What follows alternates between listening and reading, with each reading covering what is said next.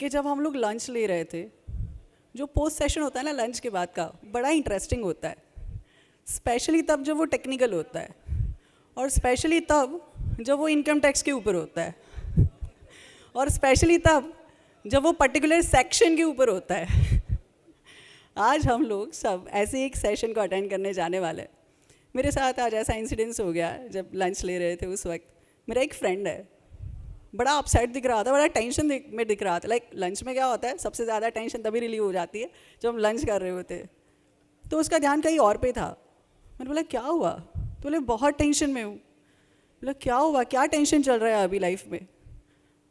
तो बोले मैं समझना तो चाहता हूँ पर मैं समझ नहीं पा रहा हूँ। मैंने बोला ये क्या हुआ? बोले एक्चुअली क्या है, मैंने बहुत बार ट्राई किया उसे समझने का, बट मुझे पता ही नहीं चल रहा है कि मैं कहीं पे रॉन्ग हूँ या क्या। मुझे लगा शायद वो अपनी बीवी की बात कर रहा है या लाइफ में कोई प्रॉब्लम चल रहा है उसकी बात कर रहा है।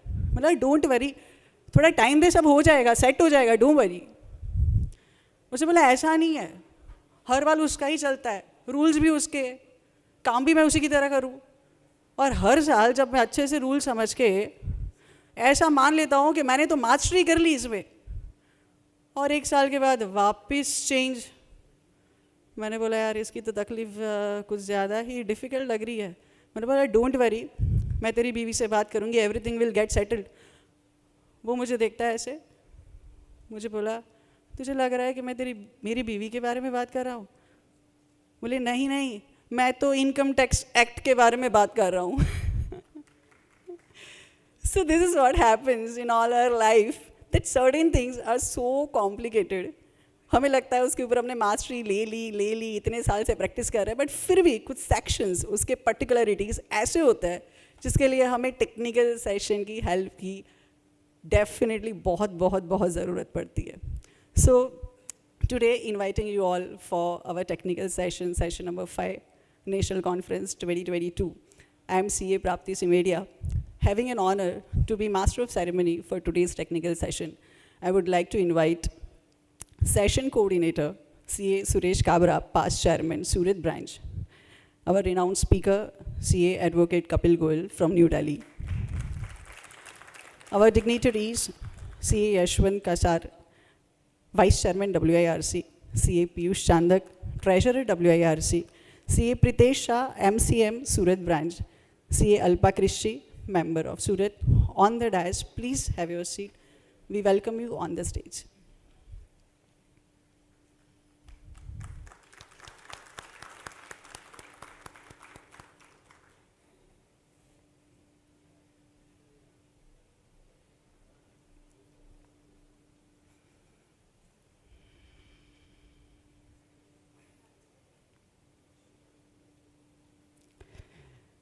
I would like to invite CA Yashwant Kasar, Vice Chairman WIRC, CA Piyush Chandak, CA Suresh Kabra, past Chairman Surat Branch, CA Pritesh Shah, MCM Surat Branch, offering bouquet and memento to CA Advocate Kapil Goyal from New Delhi.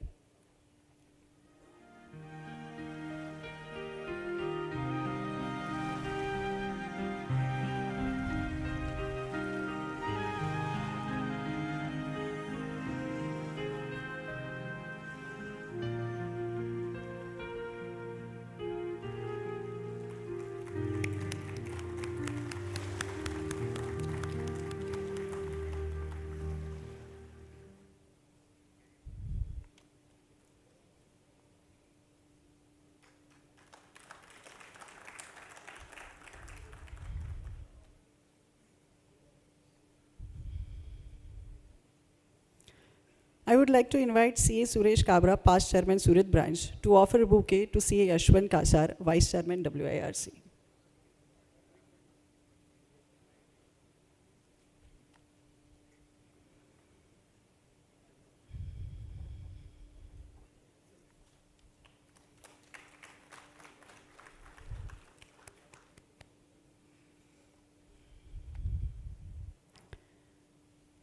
I would like to invite Chetan Kakkar, CA Chetan Kakkar, Vapi Branch Chairman, to offer a bouquet to CA Piyush Chandak, Treasurer WIRC.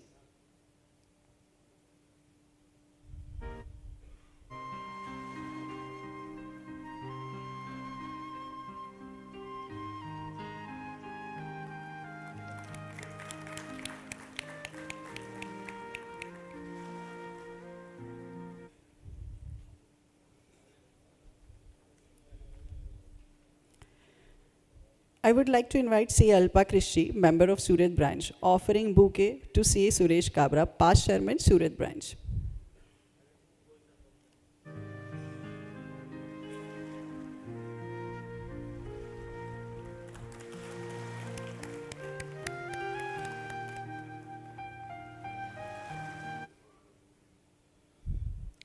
I would like to invite CA Piyush Chandak, Treasurer WIRC, to have words of wisdom with us. Please, sir.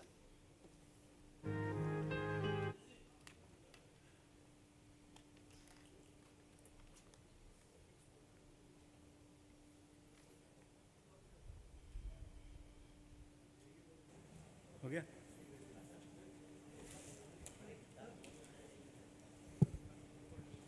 Thank you very much. A very good afternoon to all the gathering over here. Good afternoon all. Yes, मतलब सब जाग रहे हैं. Ultimately आपको Kapil Goyal sir तो सोने नहीं देंगे. इनकम टैक्स भी है और कपिल गोयल सर का साथ भी है. And I know him since last 8-10 years. Definitely you are going to enjoy his session. Coming about WIRC, I think many of the things are shared by Murtuza sir and Shweta madam. A small thing I would like to touch upon.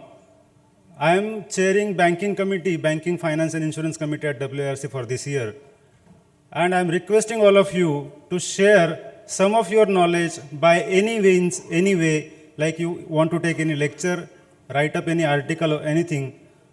Please get in touch with us. We are ready to serve you. And with this, thank you very much for the opportunity. Thank you very much.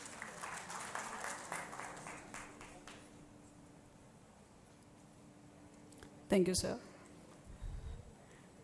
I would like to invite CA Yashwant Kasar, Vice Chairman WIRC, to share some words of wisdom with us.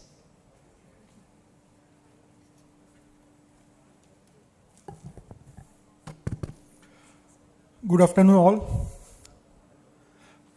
Friends, I first thank Surat branch of WIRC for giving me chance to interact with all of you. And I congratulate Nikesh ji and his entire team of Surat branch for organizing such wonderful national conference. And the theme is Vibgyor, the colors of profession. And I was listening to the sessions, earlier 2 sessions since morning. And really, every one of us was serious. And many questions arise in our mind. And the way the first speaker, then the panelist, Jay sir, asked the questions, then the replies from the panelist. Definitely, friends, many conferences we attend, the sessions we attend, we gather knowledge very often. But there are very few occasions where we get to know to some wisdom. And this is one such occasion where we get to know some experiences, wisdom for us. And we say that every now and then, every day we work in our practice. We go to office, do our day-to-day work, then we come to home. But we rarely work on our practice.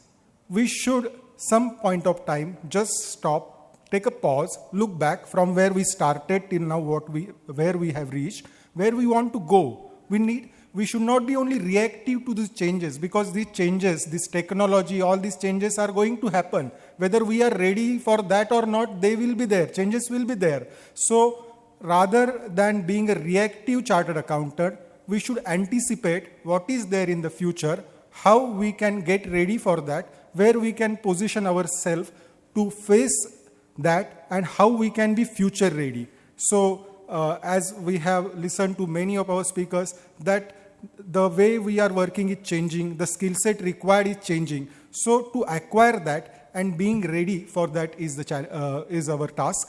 And our ICI is doing whatever is required to make our members ready for that. And it's our role now as an individual CA to update ourselves for that and be ready. And everyone has stated about that. Our chairman sir also stated. Once again, I repeat that this World Congress of Accountant, which will be held in November at Mumbai, don't miss it. In our lifetime, it will not happen again in India. So don't miss that and do attend that. With this, I stop here and again thank Surat branch entire team for this opportunity. Thank you. Thank you, sir. I would like to invite CA Suresh Kabra, past chairman Surat branch, to share some words of wisdom and introduction of the session as well. Thank you.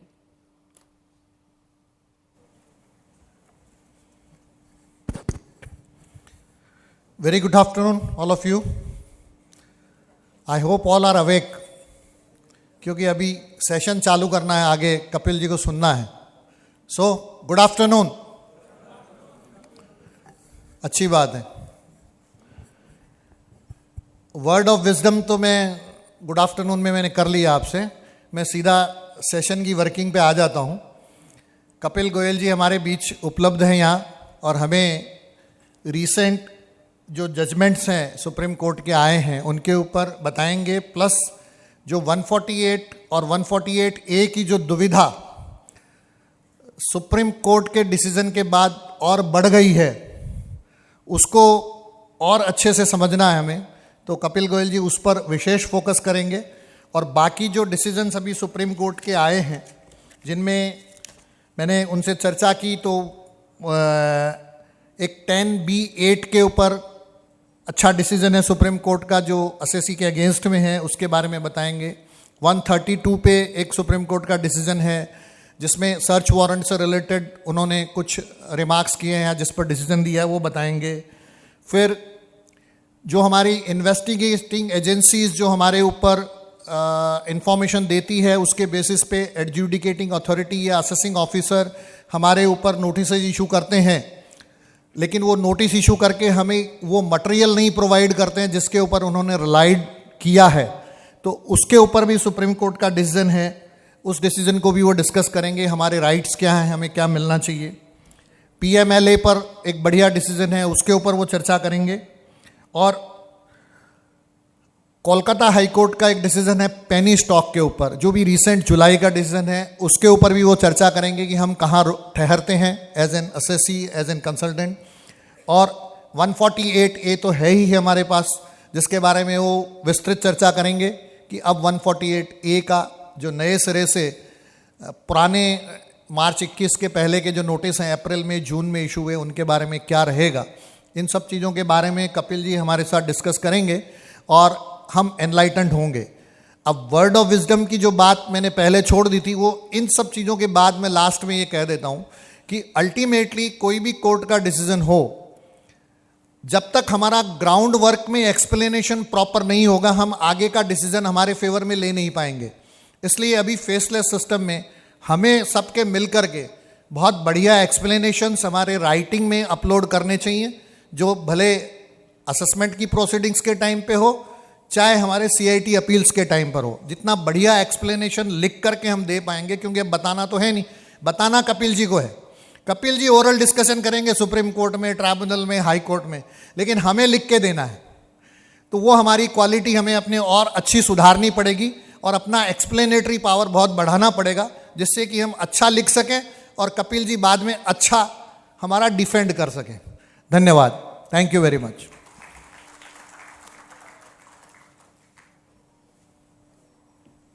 Thank you, sir.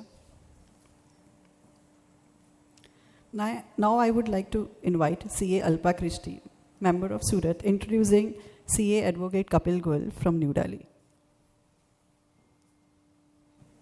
Good afternoon, everyone. CA Kapil Goyal. Should I describe him as a CA or an advocate? Whatever way you see him, he is a highly able professional who is totally focused on the subject. Income tax is his forte, and all his arguments can be described as katil. He knows where to hit directly on the dartboard. So he qualified as a CA in 2004, as an advocate in 2006, and he indeed did justice to his talent of representation when he chose to practice as an advocate at the Delhi High Court. So Surat is privileged to have hosted him for many number of times, and once again today we will have the privilege to partake of his eloquence. Thank you, sir. Thank you for such a wonderful introduction.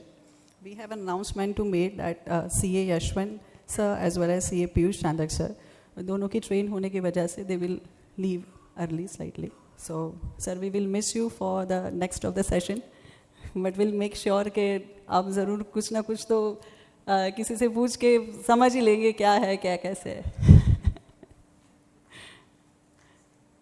Thank you, sir, for being with us. Thank you, sir.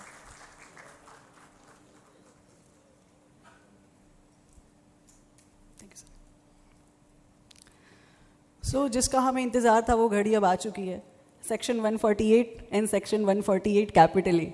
और sir ने तो ये भी add कर दिया कि और भी कुछ जानने को मिलने वाला है. तो एक भी पल गवाए बगैर I would like to invite CA Advocate Kapil Goyal to come on a stage. I'm inviting him. Please, sir.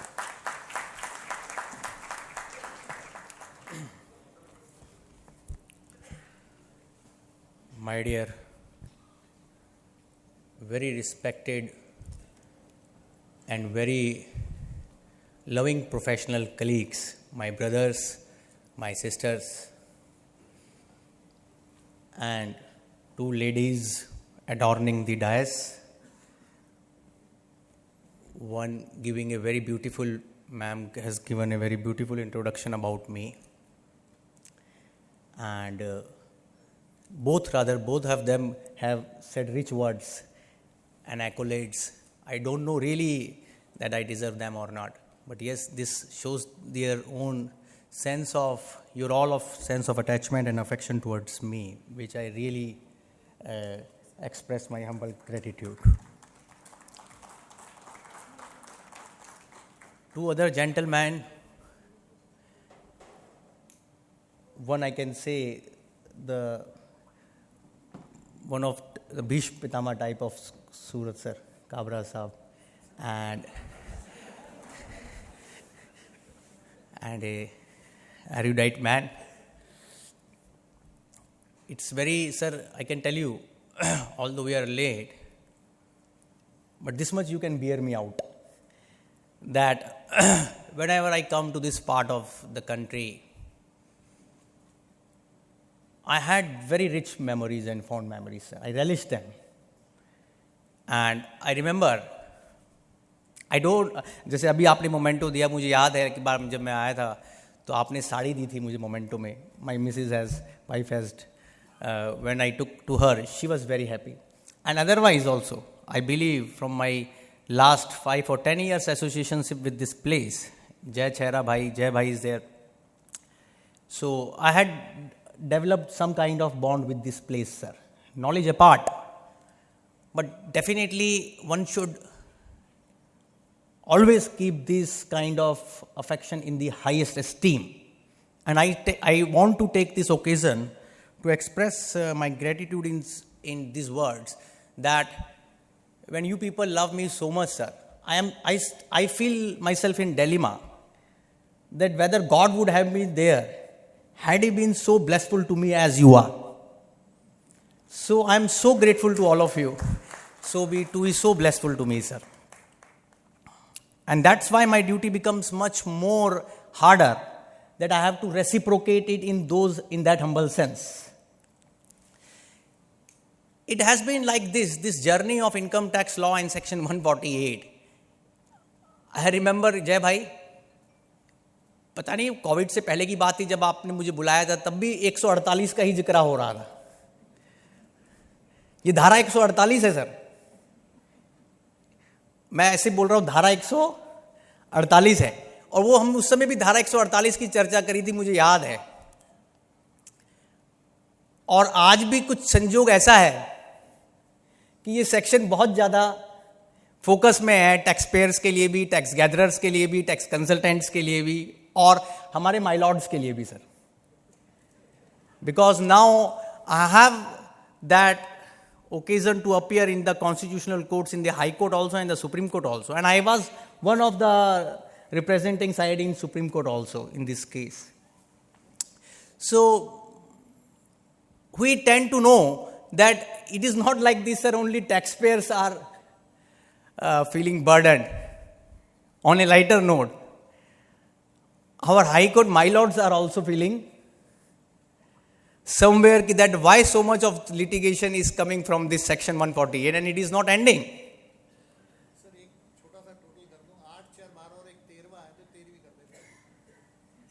मैं इसको इस शब्दों में नहीं कहूंगा. I will choose some different words to say my point. That yes, one can have a thought कि one section like 147 and 148 should always be there in a fiscal statute. You are in income tax, we are in income tax law, sir. We all know it's a fiscal law. And there can be the areas where there can be genuine jai bhai escapement of income. But it is another matter how you use it, how you administer it, how you apply it, how you take it to the common taxpayer. And you use it like as a extraordinary tool, or you use it like a ordinary tool. That's the point. And how much of the cases are those cases which are really fit cases and otherwise not fit cases? But I was telling Kabra Sahab that section 147 and section 148, the provisions which are dealing with income escaping assessment, have been there in the income tax law from the time immemorial. My birth date is 29 December 1982. If I evaluate it, तो बहुत वो तो जब से 1961 act के आने से पहले 1922 लॉ में भी जो प्री इंडिपेंडेंस इनकम टैक्स का कानून था सर हमारे देश में, इंडियन इनकम टैक्स एक्ट 1922 था, वहां पर भी सेक्शन 34 था. और ये बड़ी इंपॉर्टेंट बात है आपके नोट करने के लिए कि जब हम 1961 के एक्ट में आए, उससे पहले भी 1922 के लॉ में सेक्शन 34 धारा थी जो इनकम एस्केपिंग असेसमेंट से डील करती थी. बट वो किस तरीके से डील करती थी, यह बड़ा महत्वपूर्ण है. उसने उस समय भी काबरा जी उसको रीजन टू बिलीव से बांधा हुआ था. It was knotted with the concept of reason to believe in 1922 law section 34. When we came in 1961 law, then also this reason to believe concept was there. Please vouch my words. Be with me. When we were in 1922 law, section 34 contained reasons to believe phrase, which was one of the very important safeguard to prevent abuse of power and arbitrary use of this section, sir. इसीलिए जब हम 1961 के act में आए तो जब 147 section बना 148 sir, तो ये शुरू से है, तो वहां पर भी काबरा जी रीजन टू बिलीव वर्ड. और आप एक सब बात नोट कर लें सर, यहां पर कुछ लोग तो ऐसे हैं जिनको बड़ी सकिंग बात करने की आदत होती है, मेरे जैसे भी व्यक्ति हैं कुछ सर जिनको ज्यादा अंदर जाकर समझना आदत को अच्छा ही लगता है. तो वहां एक वर्ड नोट कर लें सर, इन दोनों जगह 1922 के लॉ में और जब हम 1961 में आए तो उसमें रीजन टू बिलीव के साथ इंफॉर्मेशन वर्ड भी था, जिस पे अब बहुत एम्फेसिस है अब नए वाले लॉ में. तो ऐसा नहीं है कि सेक्शन 148 में इनकम टैक्स एक्ट के अंदर इंफॉर्मेशन वर्ड नहीं था. अभी मैं बताऊंगा आपको चेंज कहां आया है. और इससे वो जो आपने मुझे ड्यूटी दी है काबरा जी, और जो मुझे आज डिस्चार्ज करना है ओनर्स अपना, I will try to do that. तो मेरा पॉइंट है 1922 के लॉ में जब थे सेक्शन 34 था सर, रीजन टू बिलीव वहां पर था, इंफॉर्मेशन वर्ड था. 1961 में आए सेक्शन 147 के अंदर जब आप आए तो वहां पर भी रीजन टू बिलीव वर्ड था और इंफॉर्मेशन वर्ड था. 1989 में काबरा साहब एक बहुत सीरियस ओवरहॉलिंग हुई सर, आप में से बहुत लोगों को पता हो सर. 1989 में जब 147 को बहुत ज्यादा चेंज किया गया, क्योंकि 1989 आप कहेंगे उसमें क्या चेंज था, अगर मैं आपको बड़ा संक्षिप्त में सिंपल तरीके से समझाऊं तो 1989 से पहले दो कंपार्टमेंट होते थे 147 के अंदर, क्लॉज ए क्लॉज बी, उनको सबको मिलाकर एक बना दिया गया. उसमें सब कुछ रीजन टू बिलीव में मर्ज हो गया. मतलब आप सोचिए रीजन टू बिलीव की जो पूरी इंस्टीट्यूशन है 147 के अंदर वो बरकरार रही. 1922 के लॉ में, 1961 के लॉ में जब आए और 1989 में जब ओवरहॉलिंग हुई, अब आया finance act 2021. I am sorry, please, my very large number of friends are hearing me. I should be very candid. I am not against change, sir. We are not those people. Let me be very clear and candid. We are all forward-looking people. But certainly not that which creates lot of unwanted litigation and which is definitely not the objective of the new law. Anyhow, जब आप 1/4/21 से जब नया provisions आए sir, when they came finance act 2021, it became an epochal year. After it is an epochal year as far as 147 is concerned. And it revolutionized the entire subject. Because it erased the word reason to believe. Now, when we had, जब 1/4/21 से finance act 21 ने sir ये नए provisions income tax law में insert किए, substitute किए, जिनकी effective date 1/4/2021 थी सर, उसमें एक बहुत ही इंपॉर्टेंट कंसेप्ट उन्होंने डाला है जिसका डिपार्टमेंट अभी यूज कर रहा है सर। और मुझे लगता है आधे से ज्यादा, जय भाई, आधे से ज्यादा 148 की समस्या का जननी विद ड्यू रिस्पेक्ट ये है जो मैं बता रहा हूं सर, मेरे को जो समझ में आया, और ये मेरा अनुभव कैसे कहता है आप लोगों के साथ सर और जो कोर्ट के साथ, और मैं बड़ी रिस्पॉन्सिबिलिटी से बोल रहा हूं on record sir. Finance bill 2021 का मेमोरेंडम जो होता है एक्सप्लेनेटरी मेमोरेंडम, आप नोट करना चाहें, उसमें एक बड़ी इंटरेस्टिंग लाइन लिखी हुई है। उसमें लिखा है कि legislature wants reopening should be information based assessment. It should be, कौन सी इंफॉर्मेशन सर? जो 1922 वाली और 1961 वाली एक्ट वाली इंफॉर्मेशन नहीं, यहां पर अब यहां इंफॉर्मेशन का रूप मिहिर जी बदल गया। क्या हो गया? यहां वो कह रहे हैं इंफॉर्मेशन मतलब कि जो अब सेक्शन 285 BA और 285 BB इनकम टैक्स लॉ में आ गए। You all are aware what is 285 BA more than me. 285 BA and 285 BB का कंप्लायंस करना आसान काम नहीं है। लोग कहते हैं वो स्टेटमेंट ऑफ फाइनेंशियल ट्रांजैक्शन बनाते बनाते जान निकल जाती है गोल साहब। हाँ, नाम से, उसका नाम सर देखिए नाम में क्या है, वो कह रहे नाम उसका सॉफ्ट है। सॉफ्ट नहीं है सर उसका नाम, statement of financial transaction, SFT, section 285 BA if I am not wrong, and 285 BB is some called as annual information AIS। तो उन्होंने कहा कि साहब हमारे पास डाटा पूल हो रहा है, तो ये कहां लिखा हुआ है? Memorandum explaining provision of finance bill 21 में लिखा हुआ है कि साहब हम इस सब्जेक्ट को इंफॉर्मेशन ड्रिवन असेसमेंट बनाना चाहते हैं, ए, और बी कैसे इंफॉर्मेशन ड्रिवन, जो 285 BA और 285 BB में विभाग को प्राप्त हो रही है। अब आप एक जगह ये जो बात मैंने कही अभी आपको ये रखिए, और दूसरी जगह एक्सप्लेनेशन 1 टू सेक्शन 148 पे आई है। I will not bore you. वो क्या कहता है साहब?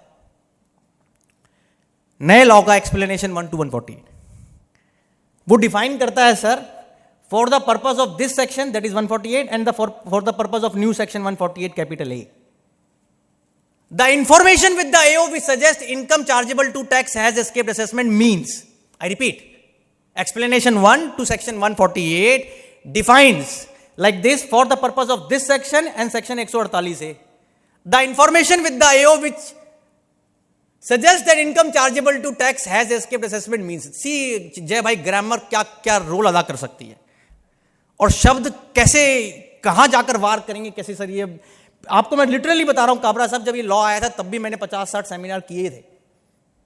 पता नहीं क्या होता है 148 के साथ मेरा भी संबंध बना रहता है, आई डोंट नो। और मेरे कैरियर के अंदर मैंने जितने ट्रिब्यूनल में, हाई कोर्ट में केस करे, अगर सबका एक स्टैटिस्टिकल एनालिसिस किया जाए, ये भी एक विचित्र एनालिसिस बनेगा कि मेरे आधे से ज्यादा केस 148 है। पर उसमें एक इंटरेस्टिंग चीज है सर जो मुझे कहते हुए बड़ी खुशी होती है। एक 3-4 केस तो मैंने ऐसे आशीर्वाद से आप लोगों के सर आर्ग्यू किए जिनके बेसिस पे 3-4 हजार 148 डिपार्टमेंट के क्वैश हो गए। इससे सर ये तो आपका आशीर्वाद रूप में इसको ऐसे बताता हूं कि हमें, उससे मुझे ये लगता है कि जब वो कोर्टों ने क्वैश किए, और वो आज भी साइट होते हैं, Meenakshi overseas, GNG pharma, 3 order थे, आप लोगों ने पढ़े भी होंगे। Meenakshi overseas Delhi high court का जस्टिस मुरलीधर का ऑर्डर था, RMG polyvinyl etcetera. But I am coming to my point, Explanation 1 to section 148 says, for the purpose of this section and 148A, the information with the AO which suggests income chargeable to tax has escaped assessment means. I am on clause 1 of this explanation, sir, which is hurting the taxpayers, to my respectful submission. What it adumbrates? It says that any information in the case of the assessee for the relevant assessment year in accordance with risk management strategy formulated by the board from time to, मतलब आपने define किसको किया? पूरा sentence define कर रहा आपने कि information जो एओ के पास है जिससे सजेशन मिलता है एस्केपमेंट ऑफ इनकम का, वो क्या मानी जाएगी? वो है इंफॉर्मेशन मानी जाएगी। मैं सरल कर देता हूं, जो रिस्क मैनेजमेंट स्ट्रेटेजी के हिसाब से असेसी के केस में आई। अब सब कुछ घूम फिर के कहां आ गया सर? अब मेरे दोस्त आवाज भी लगा, क्या जोर से बोलिए सर, ये this is I want to hear. हां, अब ये वर्ड मेरे जैसे व्यक्ति के लिए जो कम समझ रखता है,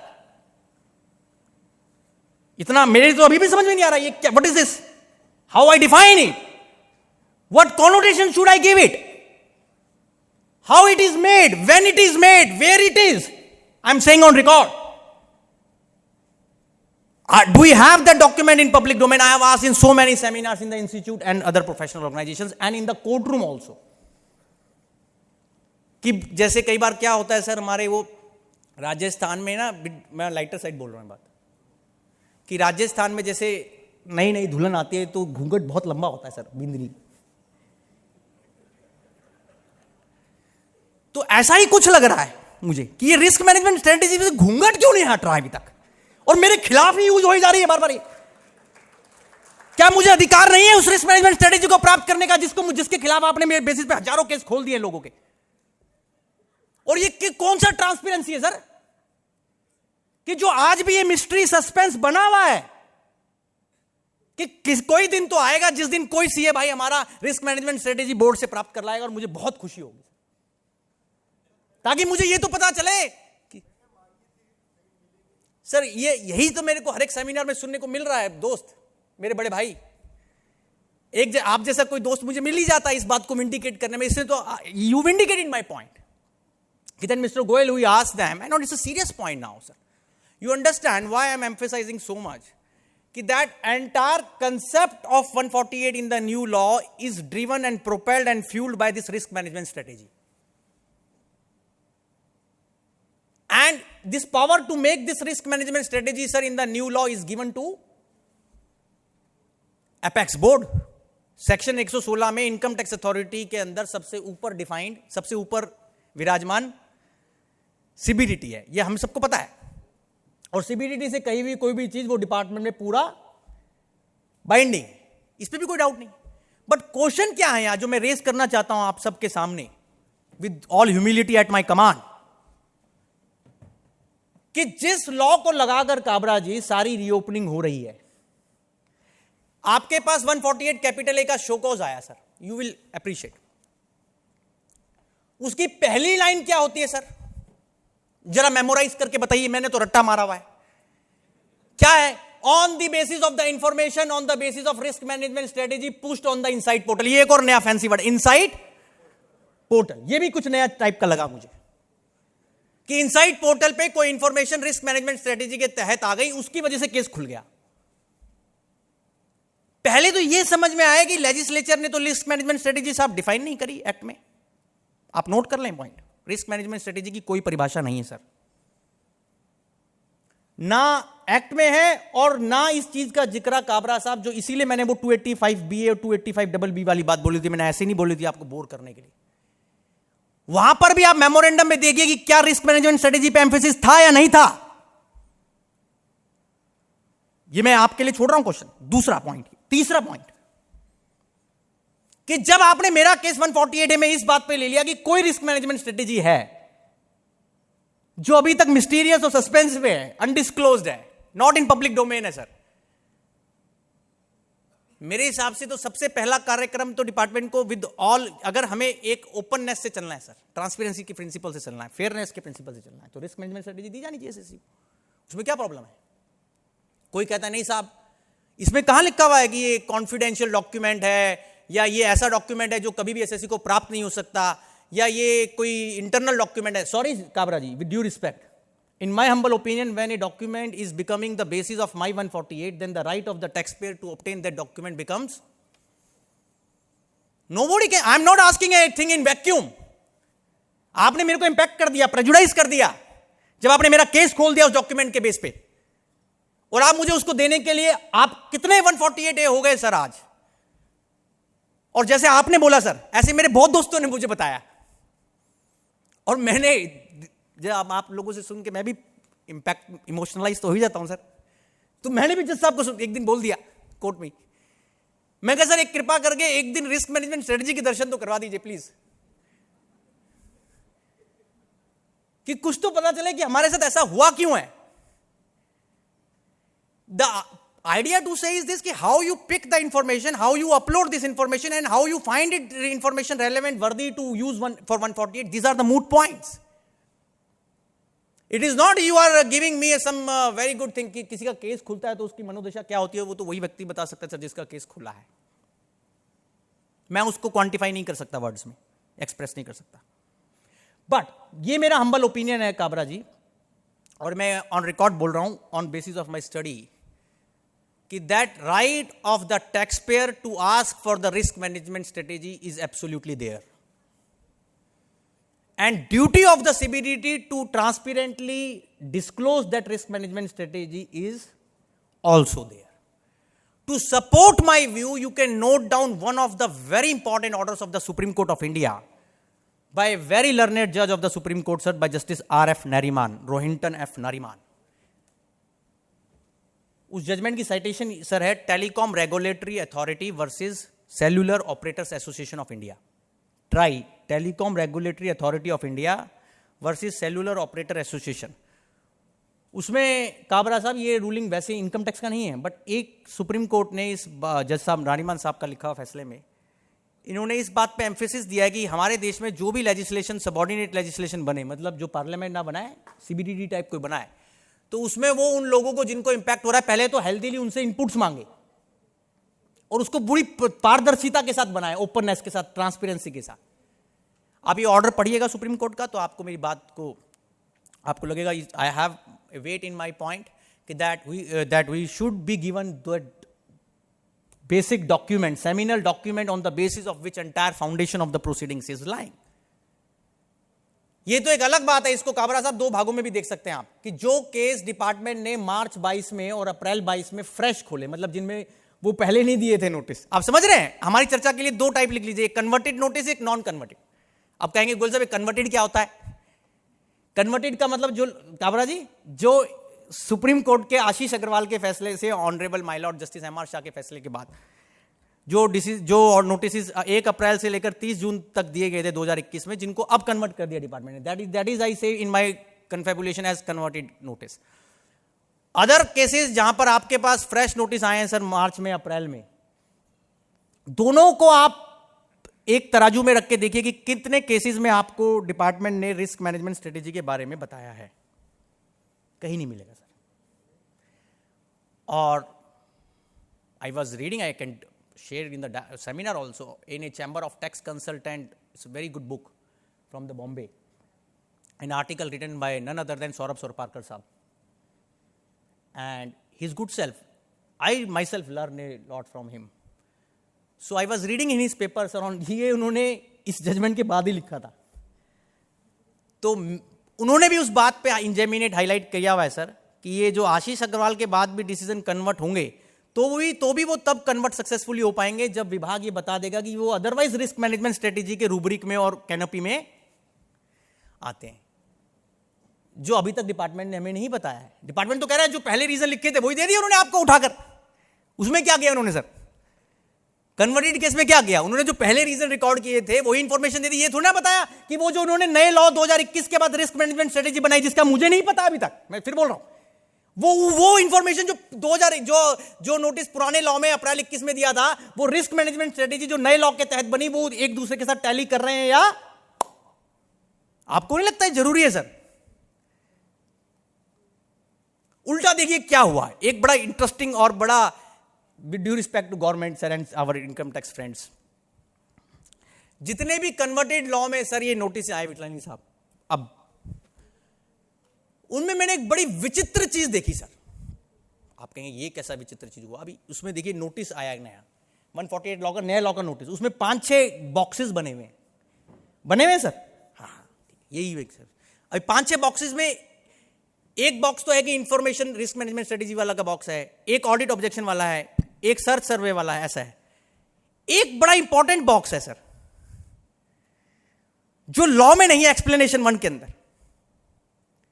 वो कौन सा बॉक्स है? वो बॉक्स है, कह रहे information in pursuance to supreme court decision in Ashish Agrawal. हे राधे राधे, जय श्री राधे। साहब ये बॉक्स कहां से पैदा हुआ sir? With due respect to my lords, ये तो सुप्रीम कोर्ट ने भी नहीं कहा कि हम नया बॉक्स बना रहे हैं, कोई लॉ में लेजिस्लेट कर रहे हैं। This is not supreme court headache. Supreme court has not created any entry in 148, I am sorry. And that is why Mr. Sorpalkar was absolutely right, and I concur with him fully. That notice which has to come in the new law even after conversion has to be within those listed categories in explanation 1. And that duty is of the, वो tick mark नहीं किया उन्होंने risk management strategy. आप देखिए वो तो उन्होंने नया कॉलम ही बना दिया, नया ही अपने हिसाब से लिख दिया। अभी तो आप बोलेंगे गोयल साहब फिर उसमें आगे क्या होगा, वो तो नया सीखिए। ये कुरुक्षेत्र जो पहले लड़ा गया, अब ये कुरुक्षेत्र पार्ट 2। हमारे बड़े हम एक बात कहते हैं साहब, प्रारब्ध होता है एक।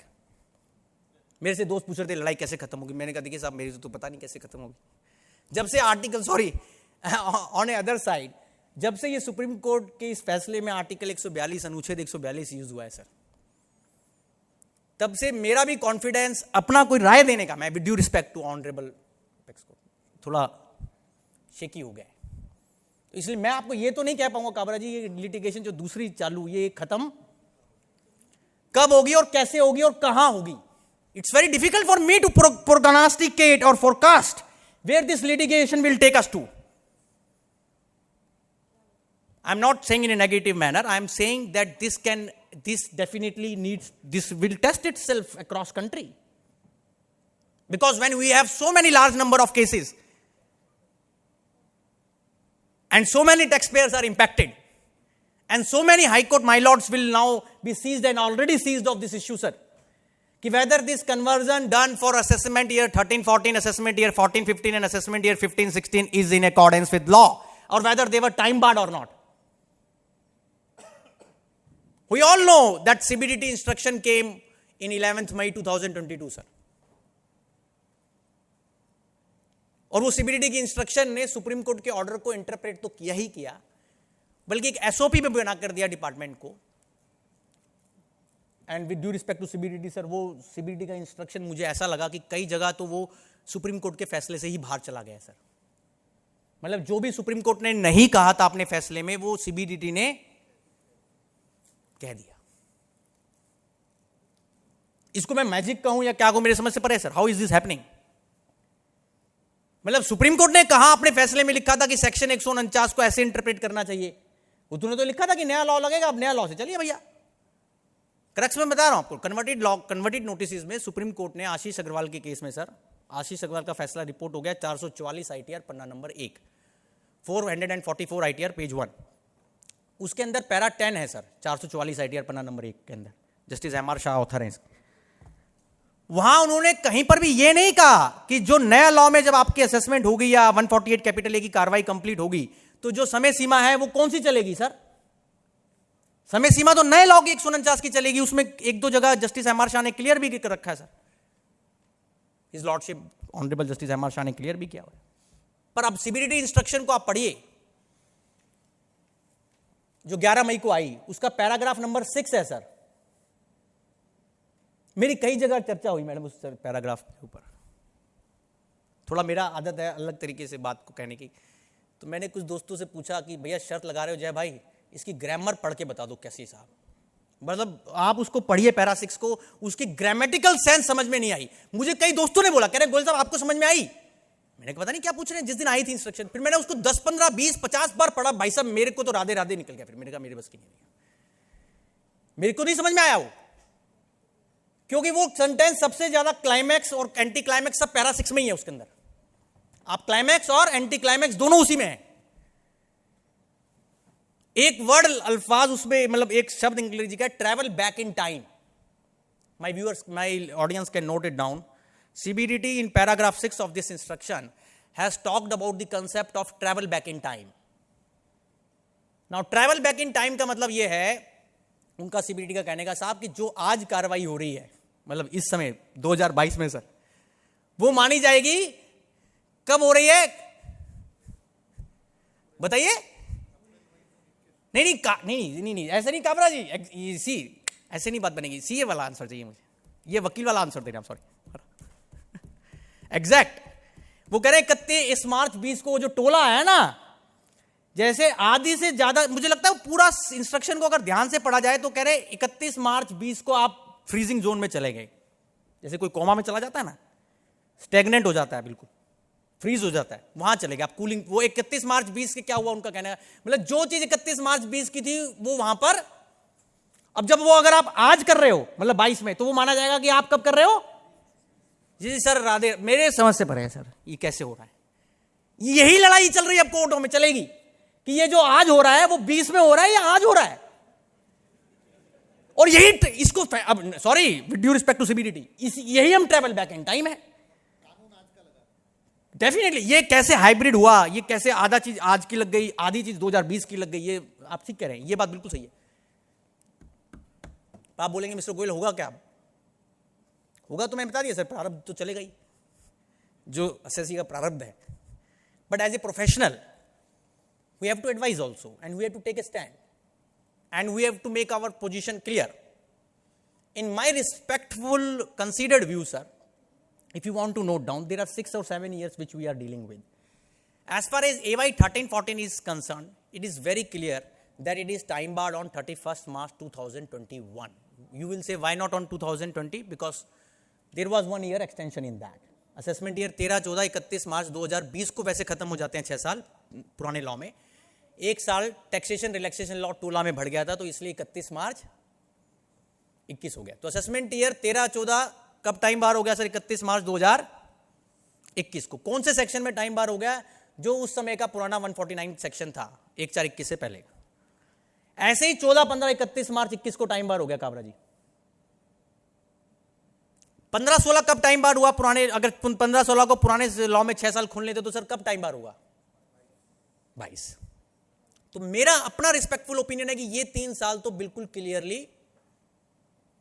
टाइम बार है। मैंने अपने नोट्स में भी और आर्टिकल्स में भी और ये कहा है और भी सेमिनार्स, और मेरे पास जो लीगल सपोर्ट है वो इस बात से निकल के आया अभी काबरा जी कि दिल्ली में और जैसे सब जगह में भी, आपके यहां पर भी ऐसे बहुत सारे केसेस होंगे। जैसे ये 13, 14, 14, 15, 15, 16 तो पूरा टाइम बार हुआ ना सर, मतलब इसके तो 6 साल खत्म हो गए। ये तो साल ही नहीं खुल सकता, चाहे 50 लाख से ऊपर चाहे 50 लाख से। अब डिपार्टमेंट ने इसको ये नहीं माना। डिपार्टमेंट ने क्या माना? सीबीडी इंस्ट्रक्शन क्या कह रही है? सीबीडी इंस्ट्रक्शन कह रही है नहीं, इसमें तो हम तभी मानेंगे आपकी बात, हमारे हिसाब से टाइम बार नहीं है। पहली बात तो सीबीडी ने ये कहा, क्योंकि वो उनका ट्रैवल बैक इन टाइम वाला फंडा चल रहा है, जो मेरी रिस्पेक्टफुल ओपिनियन में गलत है सर। ऐसा होना असंभव इसलिए क्योंकि नया वर्तमान का जो सेक्शन 149 है उसमें कहीं टोला का, टैक्सेशन रिलैक्सेशन लॉ का कोई जिक्र नहीं है। 13, 14, 14, 15, 15, 16 sir, in my respectful opinion they are time barred. अब आप देखिए और भी 3 साल थे सर जिन्होंने इन्होंने खोले थे जब पुराना लॉ जब, अच्छा ये भी एक विचित्र हुआ था काम सर मेरी अपनी हम्बल अंडरस्टैंडिंग में कि जब इतने सारे नोटिसेस 1/4/21 में जब नया लॉ आ गया साहब, तो आपको किसने कहा था कि इस एक्सटेंशन पीरियड के अंदर इतने सारे नोटिस दो?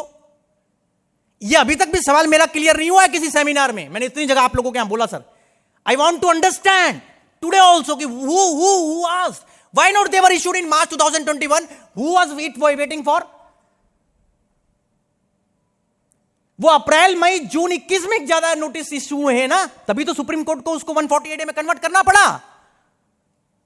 और तभी और आज आप में डिबेट कर रहे हैं कि कौन सा ईयर टाइम बार्ड है, कौन सा ईयर कहां स्टैंड करता है और कहां हम स्टैंड करते हैं, और ये क्वांट्री में हम कहां हैं, कॉन्ड्रम में। तो अप्रैल मई जब जून में 21 में काबरा जी ये नोटिस आए थे, तो 13, 14 के भी आए, 14, 15 के भी आए, 15, 16 के भी आए, और भी सालों के आए, 16, 17 के भी आए सर, 17, 18 के भी आए, और कुछ केस में बहुत कम है 18, 19 के भी आए होंगे।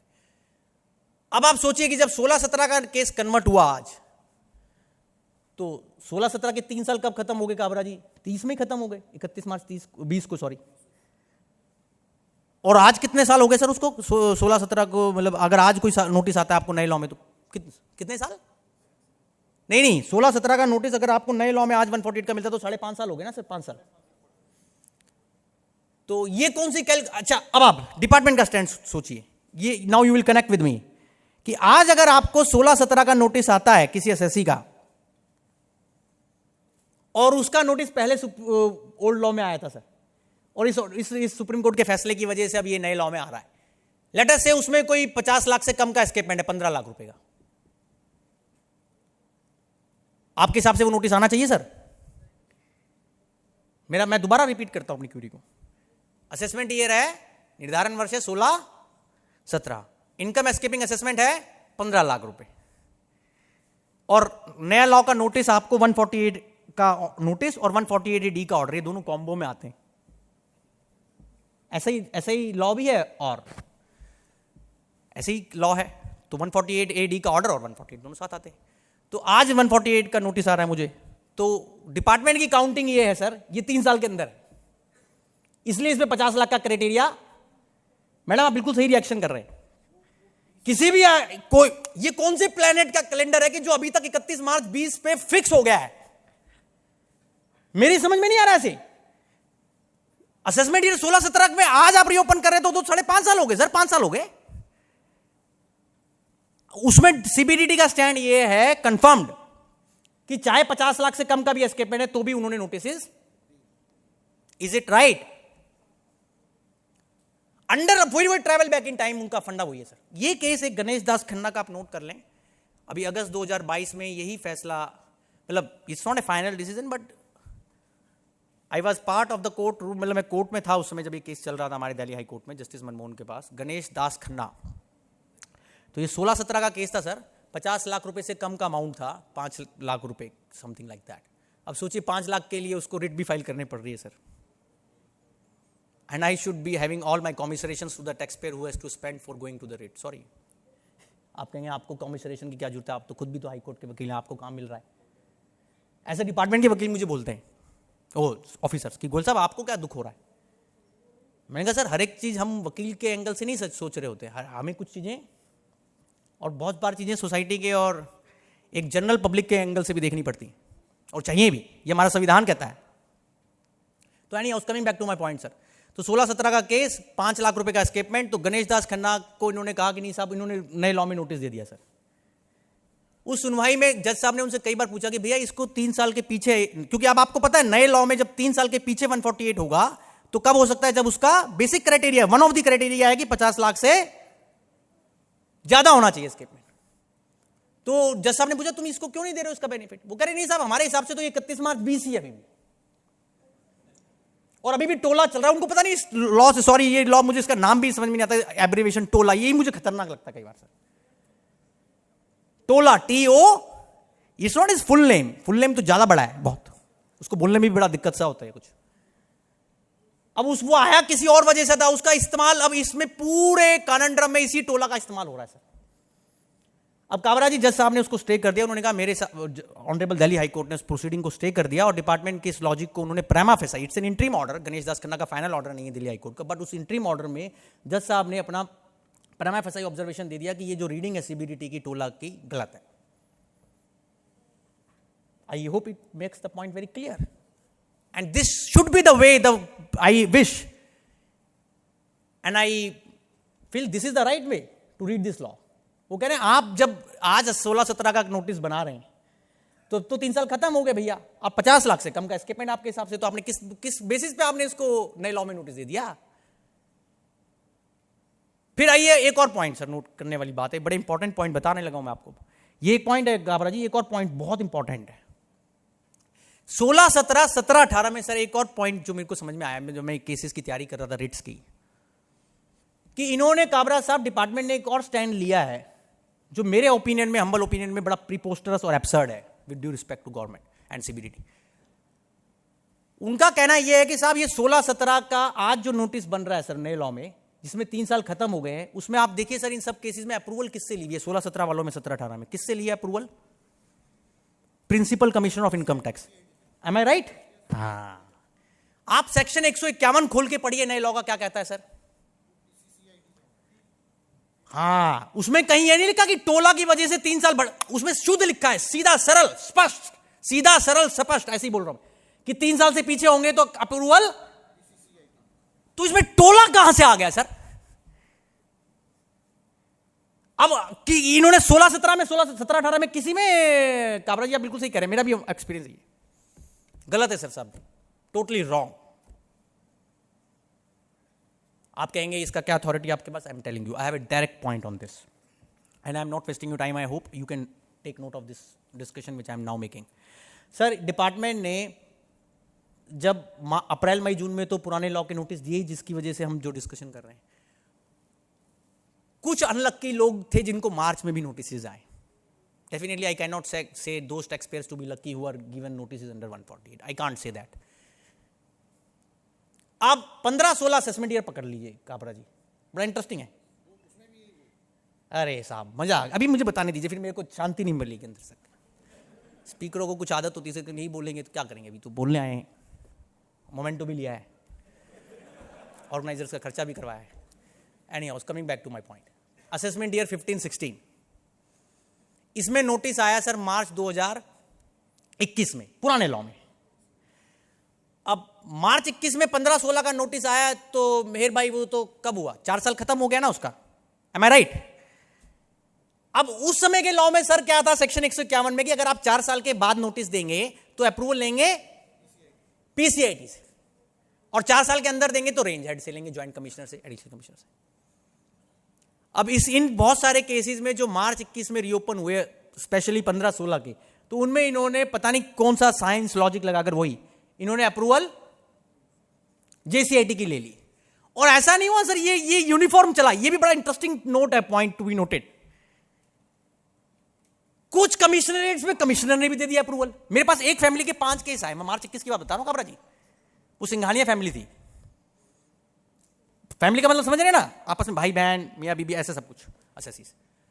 कुछ में तो अप्रूवल 15-16 के अंदर ज्वाइंट कमिश्नर की और कुछ में अप्रूवल सीआईटी की। ये मेरे जादू समझ में नहीं आया कैसे हो रहा है सर। ये श्रद्धा स्पेसिफिक है या कुछ, सॉरी मतलब जिसकी जो श्रद्धा आई वो उससे अप्रूवल हो गई या कुछ और बना? And when I am using this word I am very very cautious.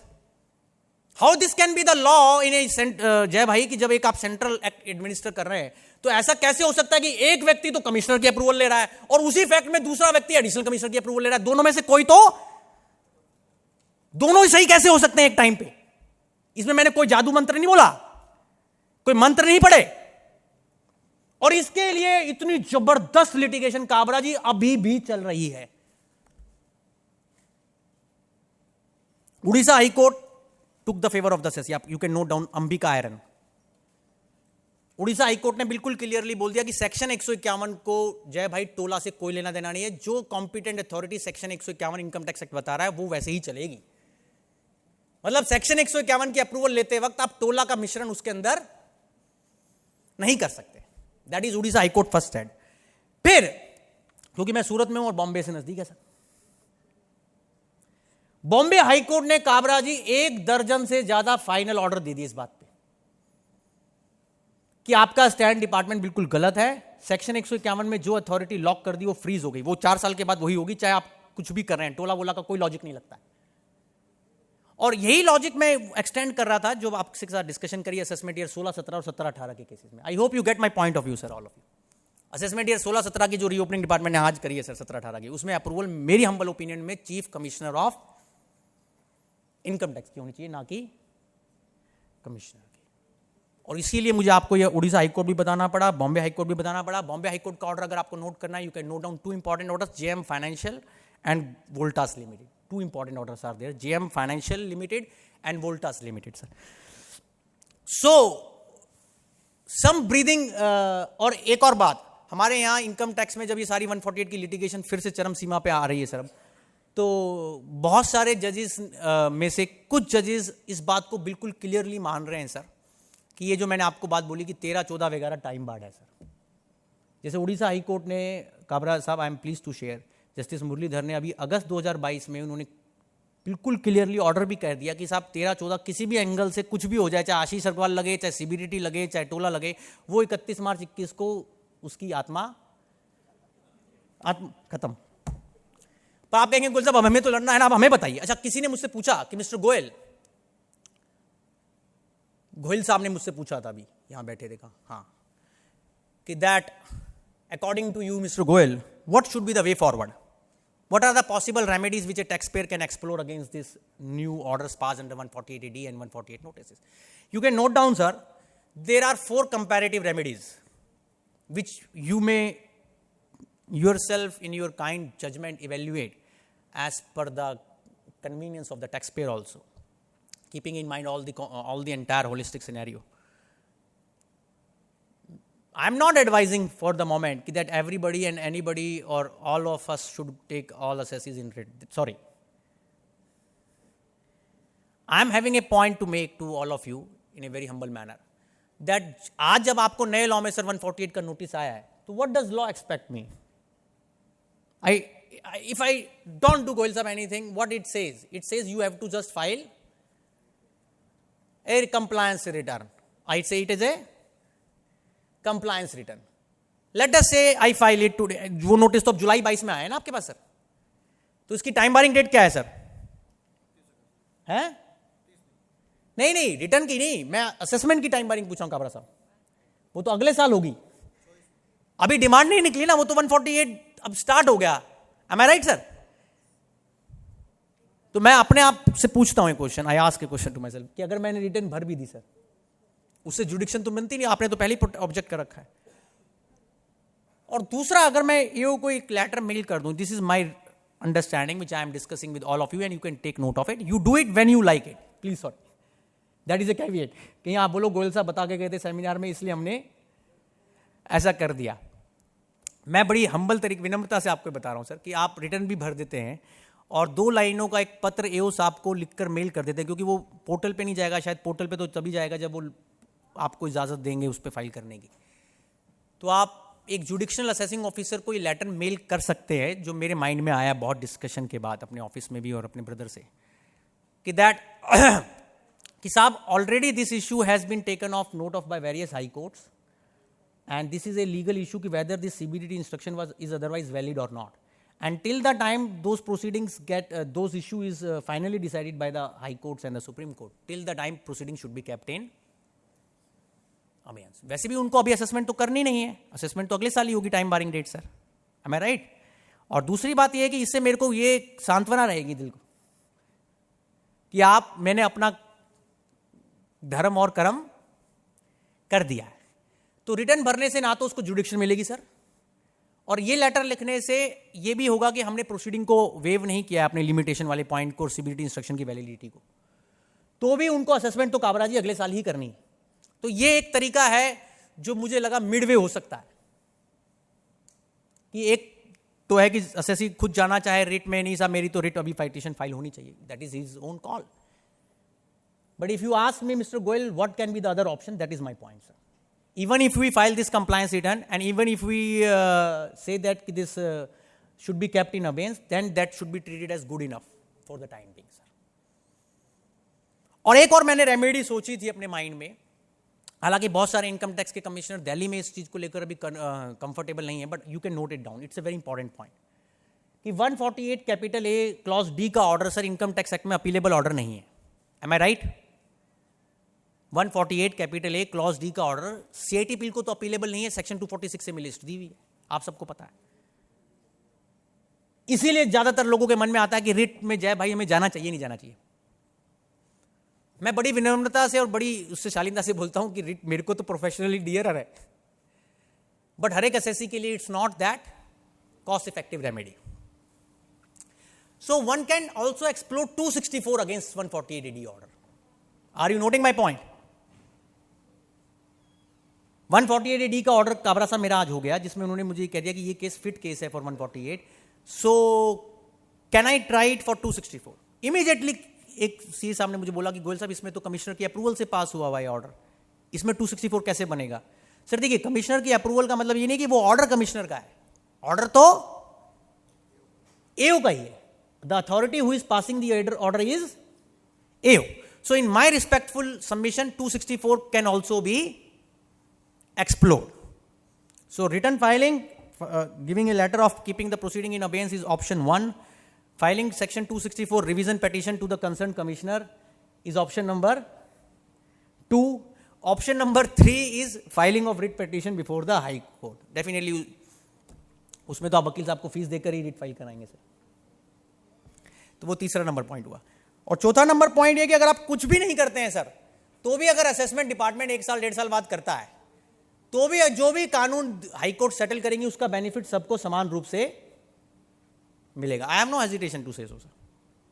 तो आई बिलीव वो पॉइंट जो पूछा था काबरा जी आपने भी कि इसके अंदर रिट में जाना चाहिए नहीं जाना चाहिए, और आप कहेंगे गोयल साहब फिर रिट में किन केसेस में एसएससी को जाना चाहिए. सिर्फ उन्हीं केसेस में आप रिट के लिए बोलिए कि जहां पर आपको लगता है कि ये एसएससी का केस सर डिजर्विंग केस है.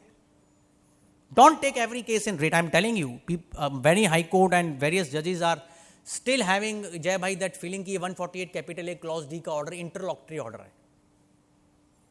ये बड़ी इंटरेस्टिंग डिबेट चलेगी सर. ये तो चालू हुई है कहानी, अभी तो कहानी शुरू हुई है सर, कि ये 148 कैपिटल ए क्लॉज डी का ऑर्डर जो 148 के नोटिस से पहले हुआ है पास, इसको क्या आप इंटरलॉक्टरी ऑर्डर बोलेंगे या इसको आप फाइनल ऑर्डर बोलेंगे? ये अपने आप में बहुत बड़ा क्वेश्चन है. मैंने जितनी स्टडी करी, जस्टिस चंद्रचूड़ का ऑर्डर अभी मुझे मिला जो सुप्रीम कोर्ट के जज हैं, कि जिस किसी ऑर्डर से एसएससी के या किसी भी आदमी के राइट्स एंड लायबिलिटीज प्रभावित होते हो उसको इंटरलॉक्टरी ऑर्डर नहीं कहा जा सकता. बट बहुत सारे हाई कोर्ट ने, काबरा जी, बहुत सारी writ petition Punjab high court ने, तेलंगाना हाई कोर्ट ने ये कहकर उसको डिसमिस कर दिया 148 की ऑर्डर के खिलाफ कि ये तो proposed reassessment type, it is a proposed reassessment. In my humble opinion that is wrong. आपके गुजरात हाई कोर्ट का जो व्यू है, जस्टिस जेबी पाडीवाला साहब जब एलिवेट हुए सुप्रीम कोर्ट, आवर बिलव्ड जज, ए फेवरेट जज, मेरे तो बहुत फेवरेट जज है सर. हाँ सबके, हमारे सबके, मैंने इसलिए हमारे वर्ड बोला सर, इसलिए मैंने हमारे वर्ड बोला सर. तो उन्होंने सर 2 मई 2022 को जाते जाते 2 डिसीजन लिखे सर 148 डी के ऊपर. मुझे लगता है वो शुरुआत तो बहुत अच्छी करी उन्होंने, महानंदा एंटरप्राइजेस और श्रेणिक विमल वाला. एक सोरपरकर साहब का आर्ग्यूड है और एक और केस है. दोनों order sir 148 capital A clause D की ऑर्डर की रिट थी, नॉट कन्वर्टेड फ्रेश ऑर्डर. तो उन्होंने उसमें बोला कि साहब ये 148 डी की ऑर्डर को अगर आप ध्यान से बारीकी से समझे या ब्रॉडली देखें, ये जीके एंड ड्राइव शेफ्ट का दूसरा रूप है. जीके एंड ड्राइव शेफ्ट मतलब जो पहले 148 में आपको नोटिस मिलने के बाद करता था डिपार्टमेंट, अब नोटिस मिलने से पहले कर रहा है. उसका सिर्फ रूप बदल गया, कि टाइमिंग बदल गई, कि 148 के नोटिस के बाद जो चीज हो रही थी घटनाक्रम, वो 148 के नोटिस से पहले हो रही. बट वो काम, application of mind, objection, disposal, consideration, वो सब प्रॉपर होना चाहिए. I will devote 5 minutes on this. I have seen hundreds of orders Kabra ji in my chamber, thanks to my revenue friends. मतलब मेरे को तो लगता है मेरे ऑफिस के अंदर मेरे पास काम करने के लिए 148 के अलावा कोई और चीज, मैं तो एक सेमिनार में बोल भी रहा था कि मेरी सुबह भी 148 से होती है, दोपहर भी 148 से होती है, जब मैं सोता हूं तो भी, जैसे कोई हनुमान जी का नाम ले रहा हूं, बांके बिहारी का नाम ले रहा हूं, कि जैसे सवेरे भी 148, दिन में भी 148 और शाम को भी 148, क्योंकि वो केसेस इतनी मात्रा में आने लगे, रोज 4-5 नए केसेस आ जाते हैं. और सब में सर मेरे को कोई ना कोई केस स्टडी ऐसी मिल जाती है जो मेरे को बिल्कुल अजीब सी लगती है. कुछ आप कहेंगे अजीब से कैसे लगती है?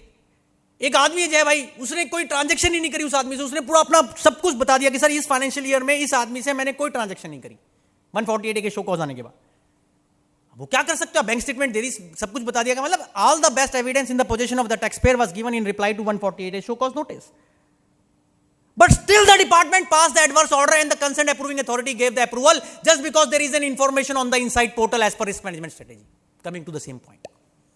ये क्या मतलब हुआ सर? फिर आपने मुझे शो कॉज क्यों दिया? आपने मेरा रिप्लाई क्यों लिया? और आपने सब कुछ ओनस मेरे पे डालना है, तो मैं थोड़ी ना बताऊंगा कि मेरी इनकम एस्केपमेंट असेसमेंट हुई. पहले तो ओनस किस पे? Primary burden. I am asking a question to this learned gathering.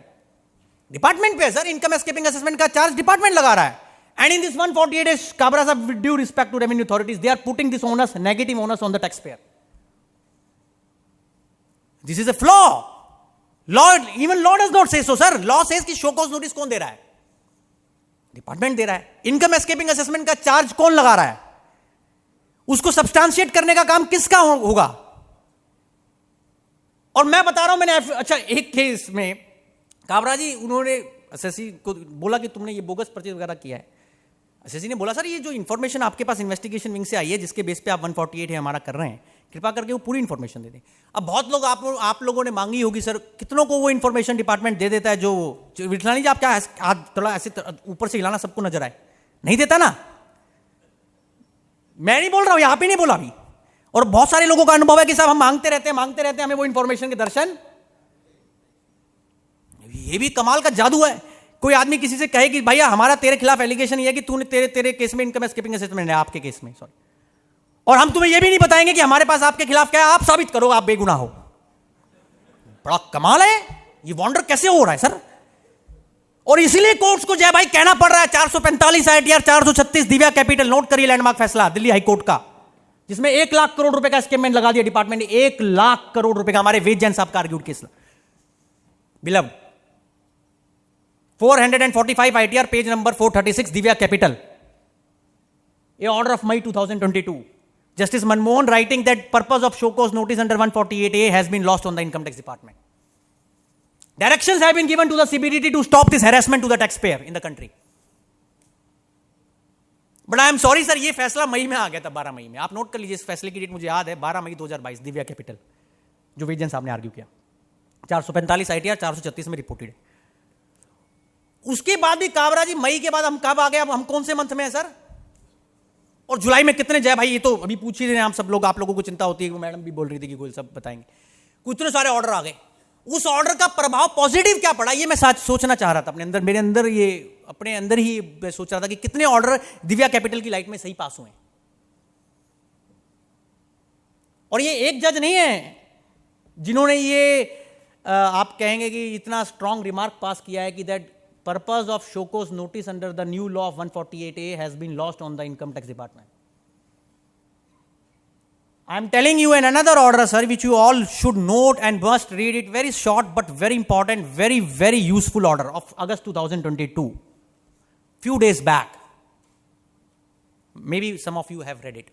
Allahabad High Court speaking through Justice SP Kesharwani, Surya Prakash Kesharwani, in the case of Nabco products versus union of India, 3 अगस्त 2022 का फैसला है sir. Nabco NABCO Nabco products limited versus union of India, 3 अगस्त 2022, again 148 है, again that order, again that violation of principle of natural justice की वो SSC का जो ऑब्जेक्शन था काबरा साहब, वो स्पीकिंग ऑर्डर से डिस्पोज नहीं हुआ, उसको जो नेचुरल जस्टिस का फेयर मैनर में प्रोसीडिंग होनी चाहिए थी वो नहीं हुई। तो आप यकीन करिए सर, जो मैं आपको अल्फाज अब बोल रहा हूं वो इसमें लिखे हुए हैं। जज साहब ने कहा है कि साहब जो भी, हम तो बहुत तंग आ गए, हमारे पास रोज एक ऐसा केस आ जाता है, और हमारी CBDT से और जितने भी विभाग के लोग हैं उनसे दरखास्त है कि अपने हाउस को ऑर्डर में करें, वरना हमें कुछ करना ही पड़ेगा। और उन्होंने एक लाइन लिखी है उसमें काबरा जी की, that we request CBDT to make a mechanism to fix accountability on the revenue officers who are errant officers. मैं अपनी तरफ से नहीं बोल रहा हूं, इस ऑर्डर में पढ़ लीजिएगा, लास्ट लाइन, एक सेकंड लास्ट पैराग्राफ में लिखा है। और उन्होंने बोला ये हैरेसमेंट बंद होना चाहिए। तो इलाहाबाद हाई कोर्ट हो गया सर, दिल्ली हाई कोर्ट हो गया, एक और हाई कोर्ट जो अभी आई इसी 148 पे, वो बहुत इंपॉर्टेंट है, नोट करना वो भी आप सबके लिए। Kolkata high court, Somnath deal trade, नाम भी देखिए भगवान का, सोमनाथ डील ट्रेड, ये फैसला भी जुलाई 2022 का है सर, सोमनाथ डील ट्रेड। इसमें भी जज साहब ने बोला है कि 148 कैपिटल ए की जो प्रोसीडिंग्स हैं ये बड़ी इंपॉर्टेंट है, फंडामेंटल है, प्राइमोडियल है, इसका validly, transparently, properly, healthy manner में होना बहुत जरूरी है, और इसको एम्प्टी रिचुअल और फॉर्मेलिटी की तरह ना करे विवाह। और इन सब फैसलों का एक अंडरलाइन पॉइंट ये निकल के आता है साहब कि जितनी भी 148A की कार्रवाई है उसमें क्या वो इंफॉर्मेशन जो उन्होंने रिलाई करी है वो एसएससी को दी? ए, आप लिख लीजिए बात, क्या आपको रिलाइड अपॉन इंफॉर्मेशन मिली? बी, क्या आपको ओरल हियरिंग, आपने पर्सनल हियरिंग मांगी और आपने सुनवाई मांगी? बी, उन्होंने दी। सी, जितने भी रिप्लाई के साथ आपने एनक्लोजर लगाए उनके साथ उनका एप्लीकेशन ऑफ माइंड से स्पेसिफिक कंसीडरेशन हुआ या एक टेम्पलेट ऑर्डर बन के आ गया? ये वर्ड आप कहेंगे गोल साहब आपने कहां से पकड़ लिया टेम्पलेट ऑर्डर? ये मैंने दिव्या कैपिटल के जजमेंट से पकड़ा। जज साहब ने भी लिख दिया कि साहब ये ज्यादातर ऑर्डर टेम्पलेट ऑर्डर पास हो। तो कहने का मतलब ये कि सर ये सेमिनार, तो फिर मेरे को अभी ऐसा लगता है, मेरे पास इतनी सारी केस स्टडीज हैं सर कि मतलब एक व्यक्ति, काबरा साहब एक एसएससी है, स्कूल है, वो सोसाइटी है, उसका स्कूल चलता है, और वो स्कूल के पास सर क्या होता है, कई बार स्कूल पैन नंबर ले लेता है एडमिनिस्ट्रेटिव कन्वीनियंस के लिए, आप लोगों को पता होगा जो स्कूल और सोसाइटी से काम कर रहे हैं, और सोसाइटी ऑलरेडी जो पेरेंट सोसाइटी है वो रिटर्न भी भरती है, उसके पास पैन नंबर भी है, और वो सारा सब ट्रांजेक्शन दिखाती है, बकायदा ITR फाइल करती है। अब कोई इंफॉर्मेशन आई होगी पोर्टल पे, दिलचस्प लगेगा आपको एक स्टडी, कोई स्कूल के केस से संबंधित उसके पैन नंबर पे इंफॉर्मेशन आ गई काबरा जी की ये रिटर्न नहीं भर रहा, स्कूल रिटर्न नहीं भर रहा। वो कंफ्यूजन इसलिए हुआ कि स्कूल के पास अलग से पैन नंबर लिया हुआ था। अब स्कूल ने कंफ्यूजन क्लियर करने की कोशिश कर ली, पूरा जोर लगा के, सर मीर भाई पूरा जोर लगा लिया उन्होंने कहा नहीं साहब देखिए, हम स्कूल जरूर है, हमारे पास पैन नंबर भी जरूर है, पर हमारी ये पेरेंट सोसाइटी है जो हमें रन करती है, और जिसका बकायदा 149 का रिटर्न फाइल है, और जिसमें जितनी भी हमारी रिसीट है वो ऑलरेडी, और देखिए मतलब उन्होंने कहा देखिए कोइंसिडेंस कि इस साल में हमें कोई सरप्लस नहीं हुआ, इस साल में हमें पूरा का पूरा डेफिसिट ही हुआ है, और सब बातें बता दी, स्टूडेंट सब कुछ दे दिया सर, वो टैली कर दिया सिर्फ इस बात, और वो स्कूल के नाम पे फिर भी फाइनल ऑर्डर पास कर दिया एडवर्स, क्योंकि हमारे पास एक बार इंफॉर्मेशन आ गई तो अब हम, अरे भैया ये क्या हुआ।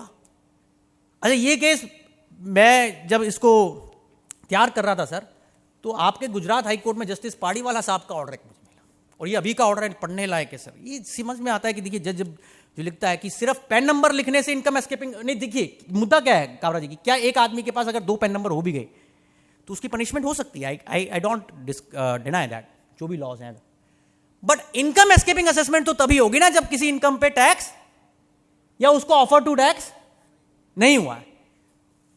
सेम फैक्ट्स पे केस अभी लेटेस्ट ITR में जस्टिस JB पाड़ीवाला साहब का लिखा हुआ गुजरात हाई कोर्ट में 446 ITR पन्ना नंबर 278, सरदार वल्लभ भाई पटेल एजुकेशन सोसाइटी 446 ITR 278 कि merely having the PAN number does not make the charge of income escaping. Let me take another case study, Kabra sahab, very important, and this might be very important to various taxpayers, sir. कि एक आदमी के case में उसने return भी नहीं भरी और उसने कोई फाइनेंशियल ट्रांजैक्शन कर ली सर, लेट अस से इन्वेस्टमेंट इनटू ए प्रॉपर्टी और deposit into the bank account. अब जब उसको नोटिस आया काबरा साहब, उसने पूरा ढंग से एक्सप्लेनेशन दिया कि साहब ये हमारा तो जो ट्रांजैक्शन हुआ है इन्वेस्टमेंट का ये अकाउंटेड सोर्सेज से हुआ है और ये सब कुछ। अब डिपार्टमेंट का कहना तो सिर्फ इस बात के है कि साहब आपने रिटर्न नहीं भरी इसलिए हम 148A का प्रयोग कर रहे हैं लॉ में। आप सब क्वेश्चन नोट कर लीजिए, ये बहुत जवलन क्वेश्चन बना हुआ है कि क्या सिर्फ नए लॉ में, पुराने लॉ की बात नहीं कर रहा हूं 1/4/21 से पहले की सर, 1/4/21 के बाद की, कि क्या नए लॉ में आपने सिर्फ रिटर्न नहीं भरा तो उसके बेस पे 148 चालू हो सकता है सर? रिटर्न नहीं भरा तो उसके लिए कौन से सेक्शन है सर? और रिटर्न भरवाने के लिए तो बहुत सारे सेक्शन है। आप लोग 142 का नोटिस नहीं आता, वो किस लिए आता है फिर? वो नॉन फाइलर मैनेजमेंट सिस्टम का इतना बड़ा सिस्टम बना रखा है एनएमएस के बेस पे 142 जनरेट होता है। वो सीबीडी की इंस्ट्रक्शन कहती है बकायदा कि आप पहले नॉन फाइलर के केस में 142 देंगे।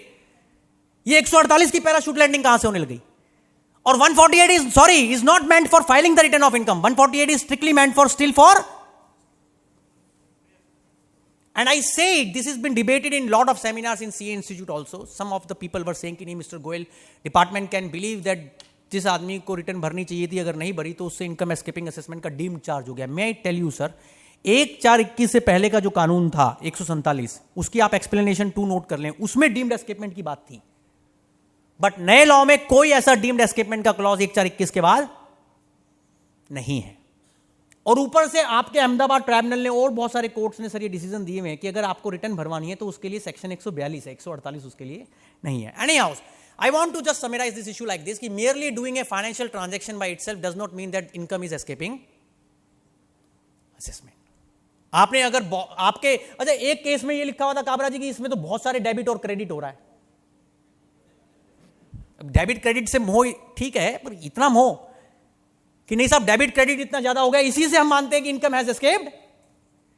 सो there can be myriad of situations sir, but the bottom line is simple that the ground norm of income escaping assessment still exists and courts are saying it. I have given you 3 high courts, Allahabad High Court, Calcutta High Court and Delhi High Court. So in new law also Kabra ji, this in 148D order, the bottom line, the ground norm, the jurisdictional fact, what we say in our legal language, jurisdictional fact of income escaping assessment is sine qua non, indispensable. If it is not there, then whole proceedings will go break.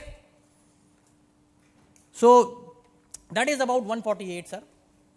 And as far as CBDT instruction wala part is concerned, I have already told you, sir, there is lot of litigation which is already started, and various high courts, हमारे Delhi high court में भी बहुत सारे cases आ रहे हैं, और भी high court में मुझे जैसे हमारा चैम्बर देख रहा है सर, और भी जो मेरे एसोसिएट्स बता रहे हैं, there are various, Bombay high court में भी सर कोई केस अभी उन्होंने कहा है कि दैट कंसर्न जज इन tax bench has taken cognizance of the CBDT instruction. Sir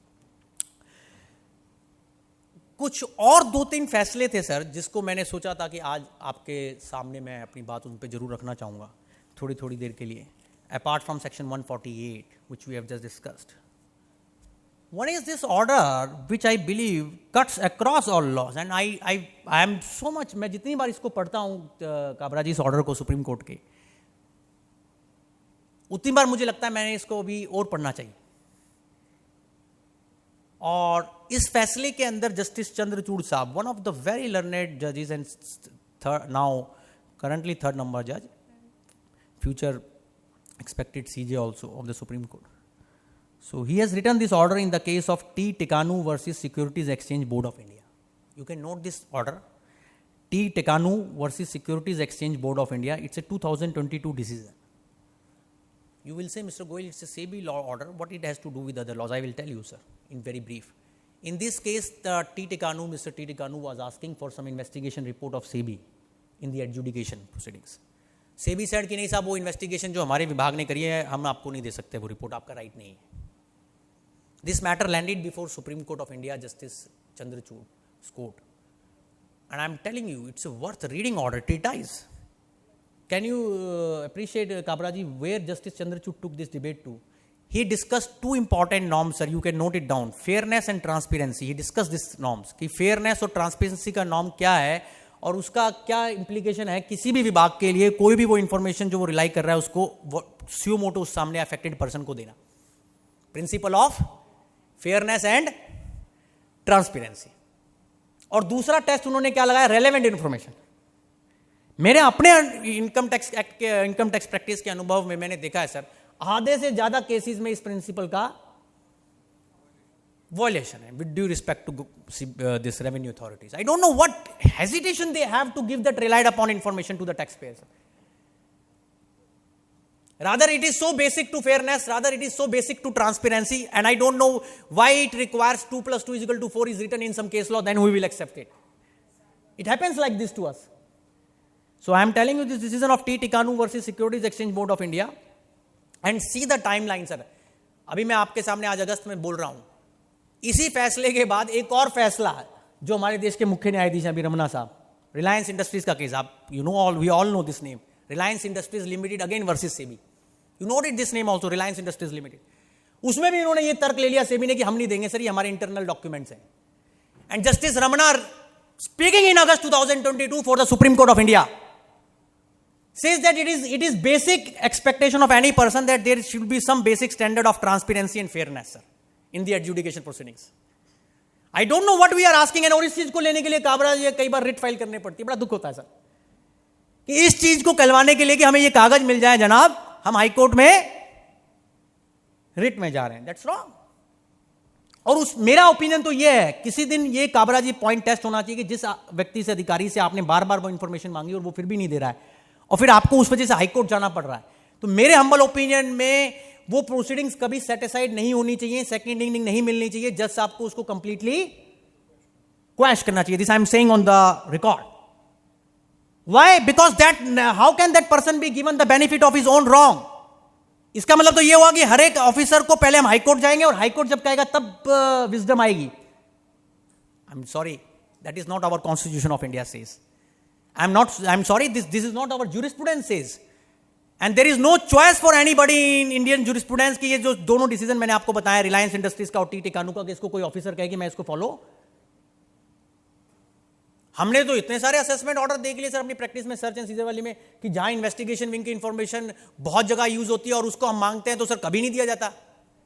use तो हो जाती है कि वो अप्रेजल रिपोर्ट का पार्ट एक्सेट्रा एक्सेट्रा, बट जब देने की बारी आती है तो वो हमारा इंटरनल डॉक्यूमेंट है sir. Sorry, this is wrong. This 2 decisions I believe you have noted, these are of 2022, T. Tikanu and Reliance Industries Limited. एक और बात मैं सर आप लोगों के सम्मुख रखना चाह रहा था। सेक्शन 132 इनकम टैक्स एक्ट के अंदर कई बार जैसे हम पढ़ते हैं, सर्च एंड सीजर का नाम सुनते हैं तो डर भी लगता है कि खुदा ना खास्ता किसी के ऊपर एक्शन हो। और बड़ा ड्रैकोनियन प्रोविजन है 132 में, मतलब इनकम टैक्स अथॉरिटीज को पावर दी हुई इनकम टैक्स एक्ट में सर्च एंड सीजर करने की सर। और ये फैसला का जो मैं आपसे डिस्कस कर रहा हूं, लालजी भाई कांजी भाई मंडालिया, ये गुजरात के एसएससी थे। और गुजरात हाईकोर्ट ने लालजी भाई कांजी भाई मंडालिया के केस में, जो गुजरात हाईकोर्ट का डिसीजन है वो रिपोर्टेड डिसीजन है सर, I believe it is from justice Gokani if I am not wrong, 416 ITR पन्ना नंबर 365, 416 आईटीआर पेज नंबर 365। और इनके यहाँ सर्च होने का कारण ये था काबरा साहब, और मेरी हम्बल ओपिनियन में और हमारे बहुत सारे लोगों का ये सेम मत है सर, कि सर्च एक्शन सबसे ज्यादा, अगर डिपार्टमेंट के आर्मरी में सबसे खतरनाक लीथल वेपन है तो वो, कोई ये नहीं कह सकता कि search and seizure is a ordinary weapon, it's a most, जैसे हमारे यहाँ बोलते हैं ना ब्रह्मास्त्र, it's a like that kind of a thing. तो ये सबसे एंड में यूज होना चाहिए। अब इन मंडालिया साहब के यहाँ डिपार्टमेंट का जो ये ड्रास्टिक ड्रैकोनियन एक्सट्रीम एक्शन था सर, वो इस बात पे प्रोपेल था कि इन्होंने, मंडालिया साहब ने, जय भाई, किसी कलकत्ता की कंपनी में 10 करोड़ रुपए इन्वेस्ट कर दिए थे। अब पता नहीं डिपार्टमेंट को क्या हुआ है, सॉरी, कलकत्ता का नाम सुनते ही लोग पता नहीं क्यों ऐसा फील करने लग जाते हैं कि something is, I am sorry, it's a part of, we are in a united India, sorry. और कलकत्ता के नाम से ट्रांजेक्शन करने में कहीं कोई it's not a sin, it's not somewhere banned और स्टिग्मेटाइज। और एक इंटरेस्टिंग बात मुझे एज एन अकाउंटेंट समझ नहीं थी सर, मैं इस जजमेंट को जब पढ़ रहा था, कि जिस आदमी ने पैसा इन्वेस्ट किया उसके खातों में रिकॉर्डेड है, भाई खातों में उसके अकाउंटेड सोर्स से वो मनी गई हुई है और वो रिटर्न फाइलर है, तो भैया उसका अगर तुम्हें सोर्स ढूंढना है तो उसका केस स्क्रूटनी में ले लो, उसके यहां सर्च करने की क्या जरूरत थी? वो तो उसने अपनी बैलेंस शीट में दिखा रखा है, ये आप पढ़ेंगे सुप्रीम कोर्ट के फैसले से भी क्लियर होगा। और गुजरात हाईकोर्ट का साइटेशन आई बिलीव आपने लिख लिया 416 आईटीआर 365, और सुप्रीम कोर्ट का साइटेशन है 446 आईटीआर पन्ना number 18, justice Hemant Gupta author है सुप्रीम कोर्ट में, 446 ITR page number 18 by justice Hemant Gupta. Now उसमें काबरा साहब गुजरात हाईकोर्ट का बड़ा एक बहुत ही अच्छा बैलेंस डिसीजन था कि साहब आपने जो 132 में एक्शन लिया है, अगर वो इन्वेस्टमेंट को, रिकॉर्डेड इन्वेस्टमेंट को चेक करने के लिए, तो इसका मतलब आपका application of mind director of income tax investigation का सर्च करते वक्त नहीं था, जो भी कॉम्पिटेंट अथॉरिटी, उसको रीजन टू बिलीव रिकॉर्ड करने होते हैं सेक्शन 132। तो क्वेश्चन में क्या है, व्हाट रीजन टू बिलीव, आप नोट करिए, मैं आपको एक पार्टी वाला साहब की जजमेंट लेके चलूंगा, वहां बात छोड़ूंगा, बीच में बात ना रह जाए। तो क्वेश्चन कर दिया सर गुजरात हाईकोर्ट ने। I don't know, with due respect to my Lord Justice Hemant Gupta, now this decision of Gujarat High Court has been reversed. Supreme Court says department should have all freedom to investigate and to make searches, and then when they will make assessment, assessee will have all occasions to keep his point of view. In a sense, Supreme Court approved the income tax department's lethal action of 132, sir, just to make roving and fishing, and that too in recorded accounted affairs, just because department believed there is some kind of suspicious hanky-panky with Kolkata company.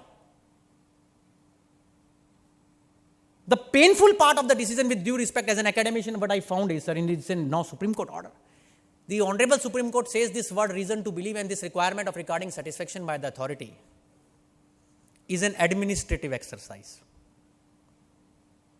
and court should use judicial restraint, high courts, while you looking into the validity of any search and seizure action. And whenever assessment will take place, जब आप काबरा जी बोल रहे थे ना, ये आपने तो बोला तो ठीक, मतलब नॉर्मल भाव से था कि mister Goyal is going to discuss 2-3 positive rulings, तो आपने उसमें ये विप्रो लिमिटेड का ऑर्डर जो अगेंस्ट आया वो भी बोला था और ये भी बोला। तो मैं बोलने वाला था सर, ये पॉजिटिव ऑर्डर्स नहीं है, बड़े खतरनाक ऑर्डर्स हैं। खतरनाक इन द सेंस सर कि अगर इस तरीके से 132 एक्शन होने लगेगा, मैं बड़ी विनम्रता से, ऑल ह्यूमिलिएट मैं कमांड बोल रहा हूं सर, कि फिर तो मुझे लगता है वो जो सारा डिपार्टमेंट 148 कर रहा है, उनकी जगह 148 की बजाय राधे राधे, फिर तो मां के बिहारी लाल ही बजाएंगे, जन्माष्टमी भी आ रही है नहीं। तो ये मैं ऐसा इसलिए बोलता हूं as a student of law sir, जो जस्टिस हेमंत गुप्ता साहब का व्यू है वो सही नहीं है विद ड्यू रिस्पेक्ट, पर इंक्यूरियम है, क्योंकि 9 जज बेंच ने हमारे यहां के.एस. पुट्टू स्वामी के केस में कहा हुआ है कि right to privacy is a inviolable right sir. 9 जज बेंच का डिसीजन था वो, जो अभी आया था थोड़े साल पहले, 1-2 साल पहले, और उसके ऑथर जस्टिस चंद्रचूड़ साहब थे, और राइट टू प्राइवेसी को उन्होंने कहा कि इनवैल्युएबल राइट है। Any house my opinion was this कि एट एनी टाइम कि जो आप सेक्शन 132 को कभी भी रीजन टू बिलीव वर्ड को रीजन टू सस्पेक्ट वर्ड से इक्वेट नहीं कर सकते। सस्पिशन अलग होता है और बिलीव अलग होता है। With all respect that distinction has not come, but as I was saying you, ये ऑर्डर तो था 2-3 दिन पहले का, जुलाई 2022 का, लालजी भाई कानजी भाई मंडालिया। अब क्योंकि पार्टीवाला साहब सुप्रीम कोर्ट पहुंच गए हैं, और मेरे को देखिए सर कितनी खुशी होती है बताते हुए, और ये मुझे बड़ा अच्छा लगता है, मेरी खुराक मुझे अंदर से बड़ा फोर्सफुल फील होता है कि जब ऐसे फैसले मैं पढ़ता हूँ कंट्रास्ट में। और देखिए ये दोनों फैसले, लालजी भाई कानजी भाई मंडालिया का जो हेमंत गुप्ता साहब ने लिखा, और ये जो फैसला मैं आपको बता रहा हूँ उसके 2 दिन बाद लिखा गया सुप्रीम कोर्ट के अंदर जस्टिस पार्टीवाला के द्वारा। अमरेंद्र कुमार पांडे, जिन्होंने बाहुबली देखी हुई है उनको अमरेंद्र बाहुबली भी याद होंगे, उनको याद हो जाएगा फिर। Amrendra Kumar Pandey versus union of India, justice J B Pardiwala is an author. This is a decision Kabra साहब, I believe every chartered accountant, every tax professional, everybody who is doing practice must read it 100 times. It is such a useful order, sir. Para number 28 note करिए लीजिए इसका सर, order Amarendra Kumar Pandey versus union of India का, para 28। आपको boring नहीं लगेगा, जो मैं आपको बताऊंगा सर कंटेंट क्या भी आपको लगेगा कितना इंपॉर्टेंट होता है। उन्होंने कहा कि साहब बहुत सारे स्टैट्यूट्स हमने देखे जस्टिस पार्टीवाला ने, when he is now in supreme court, जिसमें वर्ड लिखा होता है कई जगह सेटिस्फाइड, कई जगह ओपिनियन, कई जगह रीजन टू बिलीव, और कई जगह कंसीडर्ड नेसेसरी। 4 वर्ड की व्याख्या कर रहा है सुप्रीम कोर्ट एक साथ। कौन कौन से 4 word sir? Reason to believe, satisfied, opinion, considered necessary. और उसमें एप्लीकेशन ऑफ माइंड किस लेवल का होना चाहिए, this justice JB Pardiwala has done discussed in 360 degree. और उसको मैं पढ़ के बताना चाहूंगी कौन से पैरामीटर्स हैं, और ये 148 के लिए बता रहा हूं स्पेशली आपको कि ये जो डिसीजन अमरेंद्र कुमार पांडे का पार्टीवाला साहब ने लिखा है, ये आधे से ज्यादा 148 के केसेस में लगेगा आपके सर, क्योंकि वहां वो क्वालिटेटिव फॉर्मेशन ऑफ ओपिनियन नहीं है जो पार्टीवाला साहब बोल रहे हैं। आप बोलेंगे क्या बोल रहे हैं, मैं बता देता हूं सर। पहला पैरामीटर उन्होंने बोला है कि किसी भी अथॉरिटी ने जिसने ओपिनियन फॉर्म किया, सिंपल बता रहा हूं, कि उसने अपने माइंड से किया या किसी के कहने से वो काम किया। अच्छा, ये बात कहते कहते मुझे काबरा जी एक चीज याद आ गई, सॉरी। एक बड़ा ही खतरनाक केस मेरे सामने अभी आया, और वो मैं सोचा था अभी, जैसे एकदम ये लाइन पड़ी ना, किसी के कहने से किया, तो मुझे पता नहीं था ये 148 की प्रैक्टिस, जैसे हम लर्न जब सीखते हैं, काम आता है, केस आते हैं। तो एक केस में क्या हुआ सर, और ये आप सब सुनिएगा, मैं आपको बता रहा हूं, और इससे आपको मॉरल मिलेगा, और अब आप सब जाकर ये काम जरूर करिएगा जो मैं आपको बताने लगा हूं। एक केस है सर हमारा एसएससी का, ये अभी जो रीओपन हुआ 148A में, उसको असेसिंग ऑफिसर साहब ने जय भाई 148A में बुलाया कि आओ भैया तुम्हारा ये शोकॉज है, तुम बताओ। आओ नहीं, बताओ। आओ वर्ड चेंज कर देता हूं। तो वो असेसी ने शोकॉज का रिप्लाई फाइल किया सर। किस्मत असेसी की देखिए, प्रारब्ध कैसे काम कर रहा है मेरे भाई। पता चला वो असेसिंग ऑफिसर सहमति प्रकट कर दिया कि नहीं साहब, हाँ इस आदमी का केस बिल्कुल सही है, इसका सब फैक्ट सही है, इसका केस 148 में रीओपन होने लायक नहीं है। एडिशनल कमिश्नर महोदय भी उससे कनकर कर गए एओ साहब से, क्योंकि सीआईटी से अप्रूवल लेनी थी, तो सीआईटी के पास भी फाइल गई जय भाई। अब सीआईटी महोदया ने कहा नहीं साहब तुम दोनों गलत हो। बस इन्होंने कहा कि आपका ओपिनियन दोनों का, एओ का भी गलत है, एडिशनल कमिश्नर का भी गलत है, और तुम इन पॉइंट पे और इंक्वायरी करो। अच्छा, ये जो घटनाक्रम है, पहले एओ ने कहा कि फिट केस नहीं है, एडिशनल कमिश्नर ने कहा नहीं है, और सीआईटी ने कहा है। क्योंकि ये ऑर्डर शीट पे चल रहा था, बिहाइंड द कर्टेन था, तो हमें तो पता नहीं था। हमें तो तभी पता चला जब अल्टीमेटली एसएससी के पास ऑर्डर फिट सर्टिफिकेट वाला, फिटनेस सर्टिफिकेट होता है ना, ये कुछ क्या लिखा होता है, फिट केस, कि लास्ट में लिखा होता आपका केस फिट केस है। तो हमारे भी पर्दा तभी खुला कि फिट केस है। एसएससी को भी जिज्ञासा हुई कि भाई तुम एओ तो ये कह रहा था कि गोयल साहब हमारा केस तो नहीं बनना चाहिए। फिर मैंने उनको कहा कि तुम सारा और प्रोसीडिंग का ऑर्डर शीट निकाल के लेकर आओ। काबरा साहब with due respect to revenue authorities, 3 दिन तक वो सीनियर चार्टर्ड अकाउंटेंट वहां बैठे रहे। उनको पहले तो ऑर्डर शीट देनी बड़ी मुश्किल से दी। अब उससे क्या रिवोल्यूशन हुआ ये मैं बता रहा हूं आपको, कि 3 बार रिकॉर्ड के ऊपर एओ साहब ने लिखा कि साहब ये केस फिट केस नहीं है, और 3 बार कमिश्नर ने लिखा कि ये case I don't know what is going on. I have that brief with me. I am preparing, my chamber is preparing the writ petition. This I can say on record. With due respect to that commissioner and with due respect to the AO, I don't know from Kwa assessee that this is hurting me like anything, sir. ये power किसकी है पहली बात तो. Now coming to technical point, 148 का final order किसका है? और दूसरी बात, जिस चीज के ऊपर एओ ने 3 बार लिख दिया, 1 बार नहीं 2 बार नहीं हो, ये 3 बार, पहले तो मुझे भी विश्वास नहीं हुआ सर काबरा जी. मैंने छोटे भाई संदीप को बोला यार तू ढंग से पढ़ रहा है, कह रहा हाँ भैया ये 3 बार लिखा, उसने मुझे हाईलाइट करके बताया. कमिश्नर महोदय ने लास्ट में लिख दिया कि जो कुछ करना है आप तुम पहले एक बार केस खोल दो, बाद में देखना जो कुछ करना है. बताइए सर, ये तो राधे राधे वाला, फिर क्या करें sir? This is the way. अब ये केस एओ ने अपने आप से खोला या सीआईटी के कहने से खोला? This is my moot point as a student of law. और जो जस्टिस पाड़ीवाला ने अमरिंदर कुमार पांडे में लिखा, इट्स ए बोरोड सेटिस्फैक्शन और it is a satisfaction of the AO himself. इसका मतलब तो जय भाई हमें हर एक केस में ऑर्डर शीट के लिए निकालना चाहिए, and this is our right also, and they should tell us. Who knows that there are many more cases Kabra ji like this ki where AO is in our favor, and see this kind of what you say contrast. I am nobody, I am not an advisor in that sense. अगर ये हो रहा है तो इसका solution तो government को ही निकालना है ना, लॉ मेकर्स को निकालना है, लॉ गिवर को निकालना है. असेसी को सफर कर रहा है sir. What is the fault of assessee for having this kind of difference of opinion between the CIT and the AO? And it is this is the classical textbook case, I believe. Anyhow, sir, मैं अमरिंदर कुमार पांडे का जो decision बता रहा था, तो उसमें justice पाड़ीवाला साहब ने 3-4 केंद्र बिंदु बताए. पहला केंद्र बिंदु तो बोरोड सेटिस्फैक्शन का है कि एसएससी ने अपना, AO ने मतलब कंसर्न अथॉरिटी ने अपना माइंड लगाया या किसी और के कहने से किया. और दूसरा, उसने जो क्वेश्चन बनाया और जो फैक्ट्स कंसीडर किए वो प्रॉपर फैक्ट्स कंसीडर किए या नहीं किए. और जो उसकी रीजनिंग उस ऑर्डर में पर्टिकुलर उसमें रीजन टू बिलीव में, सेटिस्फैक्शन में और ओपिनियन में आ रही है, वो क्या एक रीजनेबल माइंड के आदमी को जस्टिफाइड लगती है नहीं लगती. But at the end of the day I am telling you, when I contrast Hemant Gupta साहब opinion of Lalji Bhai Kanji Bhai Mandalia and when I contrast the order of justice JB Pardiwala in case of Amarinder Kumar Pandey versus union of India, I can't reconcile. Both are on different notes and both are of coordinate benches, sir.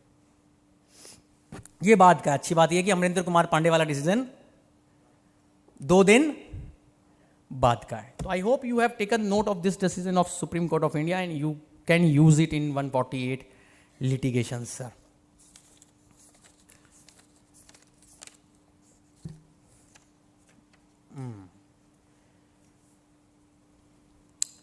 I don't no आपके यहाँ काबरा साहब income tax law में जब इन्होंने 148 के notice दिए मार्च 21 में भी, और आज भी जो अप्रूवल लेकर दिए जिसकी हम चर्चा कर रहे थे, तो बहुत जगह ये बात भी कोर्ट्स के सामने आ रही है कि जो अप्रूवल में quality of application of mind, कौन अभी मुझे बता रहा था, आप ही बता रहे थे सर, कि जहाँ पूरा लिस्ट का, जैसे होता है ना एक आदमी का ओमनी बस अप्रूवल बोलते हैं, बल्क अप्रूवल, होलसेल अप्रूवल, मतलब उसमें बल्क केसेस की quantity approval. It's very, see there are 2 angles to understand it, कि किसी अथॉरिटी ने अप्रूवल दी वो तो एक बड़ा मिनिस्टेरियल काम है इसलिए दे दी, और एक किसी ने समझा उसकी ग्रेविटी क्या है सर. और एक बड़ी इंटरेस्टिंग दिलचस्प स्थिति काबरा जी जो फिर मुझे बहुत पजल करती है और बैफल करती है, कि ये कैसे होता है कि बहुत सारे काम एक ही पुण्यतिथि में हो रहे होते हैं. आप कहेंगे पुण्यतिथि वर्ड कहां से ले आए गोयल साहब? एक तिथि में ही रीजन बन रहे हैं, एक ही तिथि में ऑर्डर बन रहा है, एक ही तिथि में अप्रूवल आ रही है और एक ही तिथि में फाइनल. ये सारे घटनाक्रम मैं आपको अपनी तरफ से बना के नहीं बोल रहा हूं. 441, ये नोट कर लें, आप पढ़ेंगे इसको, इसे wonderful order written by Bombay high court in स्विजर हेजीरा, 441 ITR पन्ना number 19 sir, 441 ITR page number 19 की सेक्शन 151 की अप्रूवल में एप्लीकेशन ऑफ माइंड का क्वालिटी क्या होना चाहिए. और ये काबरा जी मुझे इसलिए बताना पड़ा डिसीजन कि एक केस में, क्योंकि अब डिजिटल सिग्नेचर का युग आ गया ना सर, बहुत जगह अप्रूविंग अथॉरिटी सर साइन नहीं करती, वो मैनुअल साइन नहीं करती, डिजिटल सिग्नेचर लगाते हैं. तो एक केस में जय भाई 31 मार्च को नोटिस बना, फाइनल 148 का नोटिस, आप समझिए कि 31 मार्च को नोटिस बना। 31 मार्च के नोटिस पे काबरा साहब डिजिटल सिग्नेचर एओ साहब के हैं सवेरे के 12 बजे के, और 31 तारीख को सीआईडी साहब के अप्रूवल के डिजिटल सिग्नेचर रात के 9 बजे के। तो क्या हुआ, नोटिस पहले हो गया और ये चल रहा है सर, इसमें कोई वांदा नहीं है, ठीक है, चौकस है, वेरी गुड, ओके। अरे पहले अप्रूवल हो गई या पहले नोटिस होगा सर? पहले अप्रूवल हो गई। अब ये आप नोट कर ले, मैंने ऐसे नहीं बोला, ऐसे बहुत सारे केसेस हुए हैं जहां ये पॉइंट निकल के आया है। इसीलिए मैंने स्विजर हेजीरा का डिसीजन आपको बताया है कि हमें नहीं पता सर कि आपके बीच में कॉरेस्पॉन्डेंस, अप्रूविंग अथॉरिटी के बीच में और एओ के बीच में कॉरेस्पॉन्डेंस क्या है जो एप्लीकेशन ऑफ माइंड को डिस्प्ले कर रही है। बट ये पक्का है कि जो भी अप्रूविंग अथॉरिटी अप्रूवल दे रही है, बल्कि अब के लॉ में तो इसलिए ज्यादा इंपॉर्टेंट है काबरा जी कि 3 साल के अंदर कमिश्नर की अप्रूवल है और 3 साल के बाद चीफ कमिश्नर की। पहले 4 साल तक ज्वाइंट कमिश्नर की थी और 4 साल के बाद, तो इसीलिए अब जो लॉ मेकर ने, आप इसी घटनाक्रम से अंदाजा लगा सकते हैं कि लॉ मेकर की इस अप्रूवल के प्रति जो इंटेंशन है वो क्या है। But I am sorry, as I have been told here also and sir this trend is there कि दैट मेरे को एक कोई मेरे साथी मतलब मैं कह सकता हूं साथी दोस्त हैं, चीफ कमिश्नर हैं, वैसे ही मेरे से बात चल रही थी कि मिस्टर गोयल आपका क्या व्यू है इस सब्जेक्ट के ऊपर 148 पे, हमारे यूज भी थोड़ा सा पजल है। तो मेरे को उन्होंने बताया कि साहब मिस्टर गोयल आप हमारे यहाँ एक सिस्टम में एक बटन है, हम उससे अप्रूवल देते हैं। मैं बड़ा आश्चर्य हुआ, मैंने कहा सर ये कैसे होता है? ये मैं जिज्ञासा क्यूरियोसिटी से पूछा, मैंने कहा सर ये कैसे होता है? मैं समझ नहीं पाया सर। अल्टीमेटली उन्होंने समझाने की बेचारों ने कोशिश बहुत करी मुझे, क्योंकि मेरे माइंड में तो वो लीगल प्रिंसिपल घुसा हुआ है कि साहब approval has to be with proper application of mind. अब शायद हो सकता है कि जब डिजिटली अप्रूवल दी जा रही है तो बटन दबाने से भी हो जाए। अब ये तो आगे आने वाले, क्योंकि इतने सारे नोटिस हैं और इतनी सारी अप्रूवल्स हैं, तो ये तो समय ही बताएगा कि ये सब में एप्लीकेशन ऑफ माइंड कितना है या नहीं है। तो एंड में sir,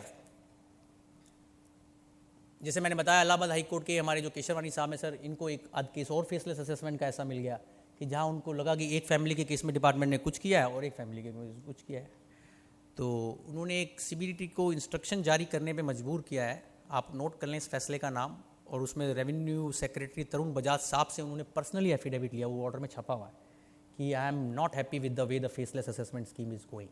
this is A reported decision in case of Harish Chand Bhati versus union of India.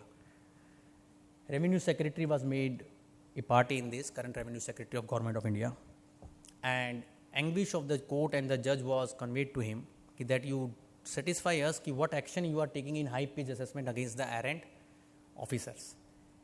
And what happens जय भाई कि ये जो जजमेंट आया हरीश चंद भाटी का, सीबीडीटी को एक इंस्ट्रक्शन निकालना पड़ा अप्रैल में इसी फैसले की वजह से कि साहब हाँ हम हाई पिच असेसमेंट के ऊपर एक कमेटी बना रहे हैं जो प्रैक्टिकली वर्किंग होगी हरीश चंद भाटी की वजह से।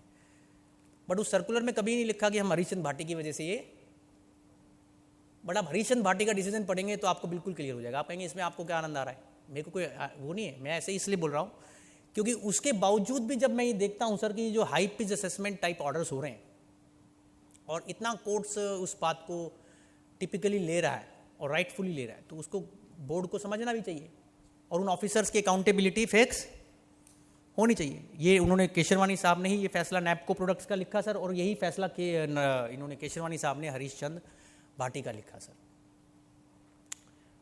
और एक प्रॉब्लम हम लोगों को जो बहुत ज़्यादा तंग करती है, जब भी कोई डिपार्टमेंट सर काबरा साहब हाई पिच असेसमेंट कर देता है तो उसका 20% पैसा जब देना होता है तो वो बहुत पिंच करता है। तो फिर आज पार्टीवाला साहब छाए हुए हैं सर, उनका फैसला लिख लीजिए सर ये, और गुजरात हाई कोर्ट का फैसला मैं कह रहा हूँ, और हमारे सीनियर काउंसिल अब तुषार हिमानी साहब का आर्ग्यू किया हुआ ऑर्डर है, एंड इसमें मेरे ख्याल से कई 100 करोड़ रुपीस की डिमांड थी, और ये फैसला अपने आप में स्टे ऑफ डिमांड के लिए इनकम टैक्स में I believe it's a Bible, and mister Pardiwala has left nothing in this order which is very good and positive and balanced as far as stay of tax demand is concerned. The name of the decision is sir Harsh Deepak Shah versus Union of India. And just I am concluding sir with this. Harsh Deepak Shah versus Union of India sir. और इस फैसले में उन्होंने ये कहा है sir कि जब भी डिपार्टमेंट हाई पिच असेसमेंट करे 444 ITR पन्ना नंबर 184, 444 ITR पेज नंबर 184, कि जब भी डिपार्टमेंट काबरा साहब असेसमेंट करे हाई पेज, तो पहली बात तो ये 20% का स्टैंडर्ड नॉर्म नहीं है, और दूसरी बात उन्होंने समझाने की कोशिश करी है कि हर एक फर्स्ट अपीलेट अथॉरिटी के पास जो डिपार्टमेंट गलत मानता है कि फर्स्ट अपीलेट अथॉरिटी के पास स्टे की पावर नहीं है, पूरी पावर है, उन्होंने पूरा उसको समझाया। और तीसरा उन्होंने कहा है कि हाई पिच असेसमेंट में 20% पैसा भी नहीं मांगा जाना चाहिए। कायदे से जब तक फर्स्ट अपील डिसाइड नहीं हो जाती तब तक डिपार्टमेंट को संयम और शांति बरतनी चाहिए। रामचरितमानस की एक चौपाई है सर। I would like to conclude my today's dialogue with the prayers to God कि दैट उनकी कृपा हम सब पे बनी रहे और मेरे को आपका आशीर्वाद इसी तरीके से मिलता रहे। जनक सुता जग जननी जानकी, अति से प्रिय करुणा निधान की, ताके जुग में कमल मनाऊं, जासु कृपा निर्मल मति पाऊं। Thank you all of you.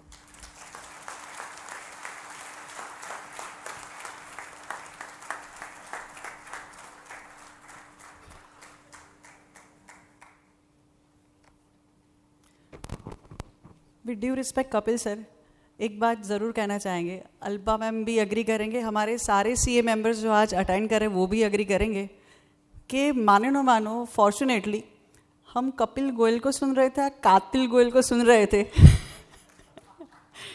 Really it was wonderful session sir, thank you so much. एक अदर गुड न्यूज़ है सबके साथ शेयर करने लायक, just we are sharing, taking a minute for that. Surat branch ने एक MOU साइन किया है विद सुबिट to provide professional tool in Tally at 50% rates, which will be benefit given to all the CA members of Surat branch. You can take that benefit. इतना अच्छा session होने के बाद I will invite CA Pritesh Shah, MCM Surat branch, to give vote of thanks, please. On behalf of Surat branch of WIRC of ICAI, I would like to thank our today's speaker, CA Advocate Kapil Goyal sir. Thank you so much sir for giving inside knowledge on the said topic and enlightening our members for this topic. It will be definitely going to help us in representation of our case and preparation of our submissions for further compliance of notices under section 148 sir. Thank you sir for your valuable time. We would like to have your session in again in future sir. I would also like to thank Vice Chairman of WIRC, Yaswant Kasar sir, Treasurer of WIRC, Piyush Sandak sir, and past Chairman Suresh Kabra sir for their valuable time. Thank you all participants sir for their patient listening. Thank you everyone.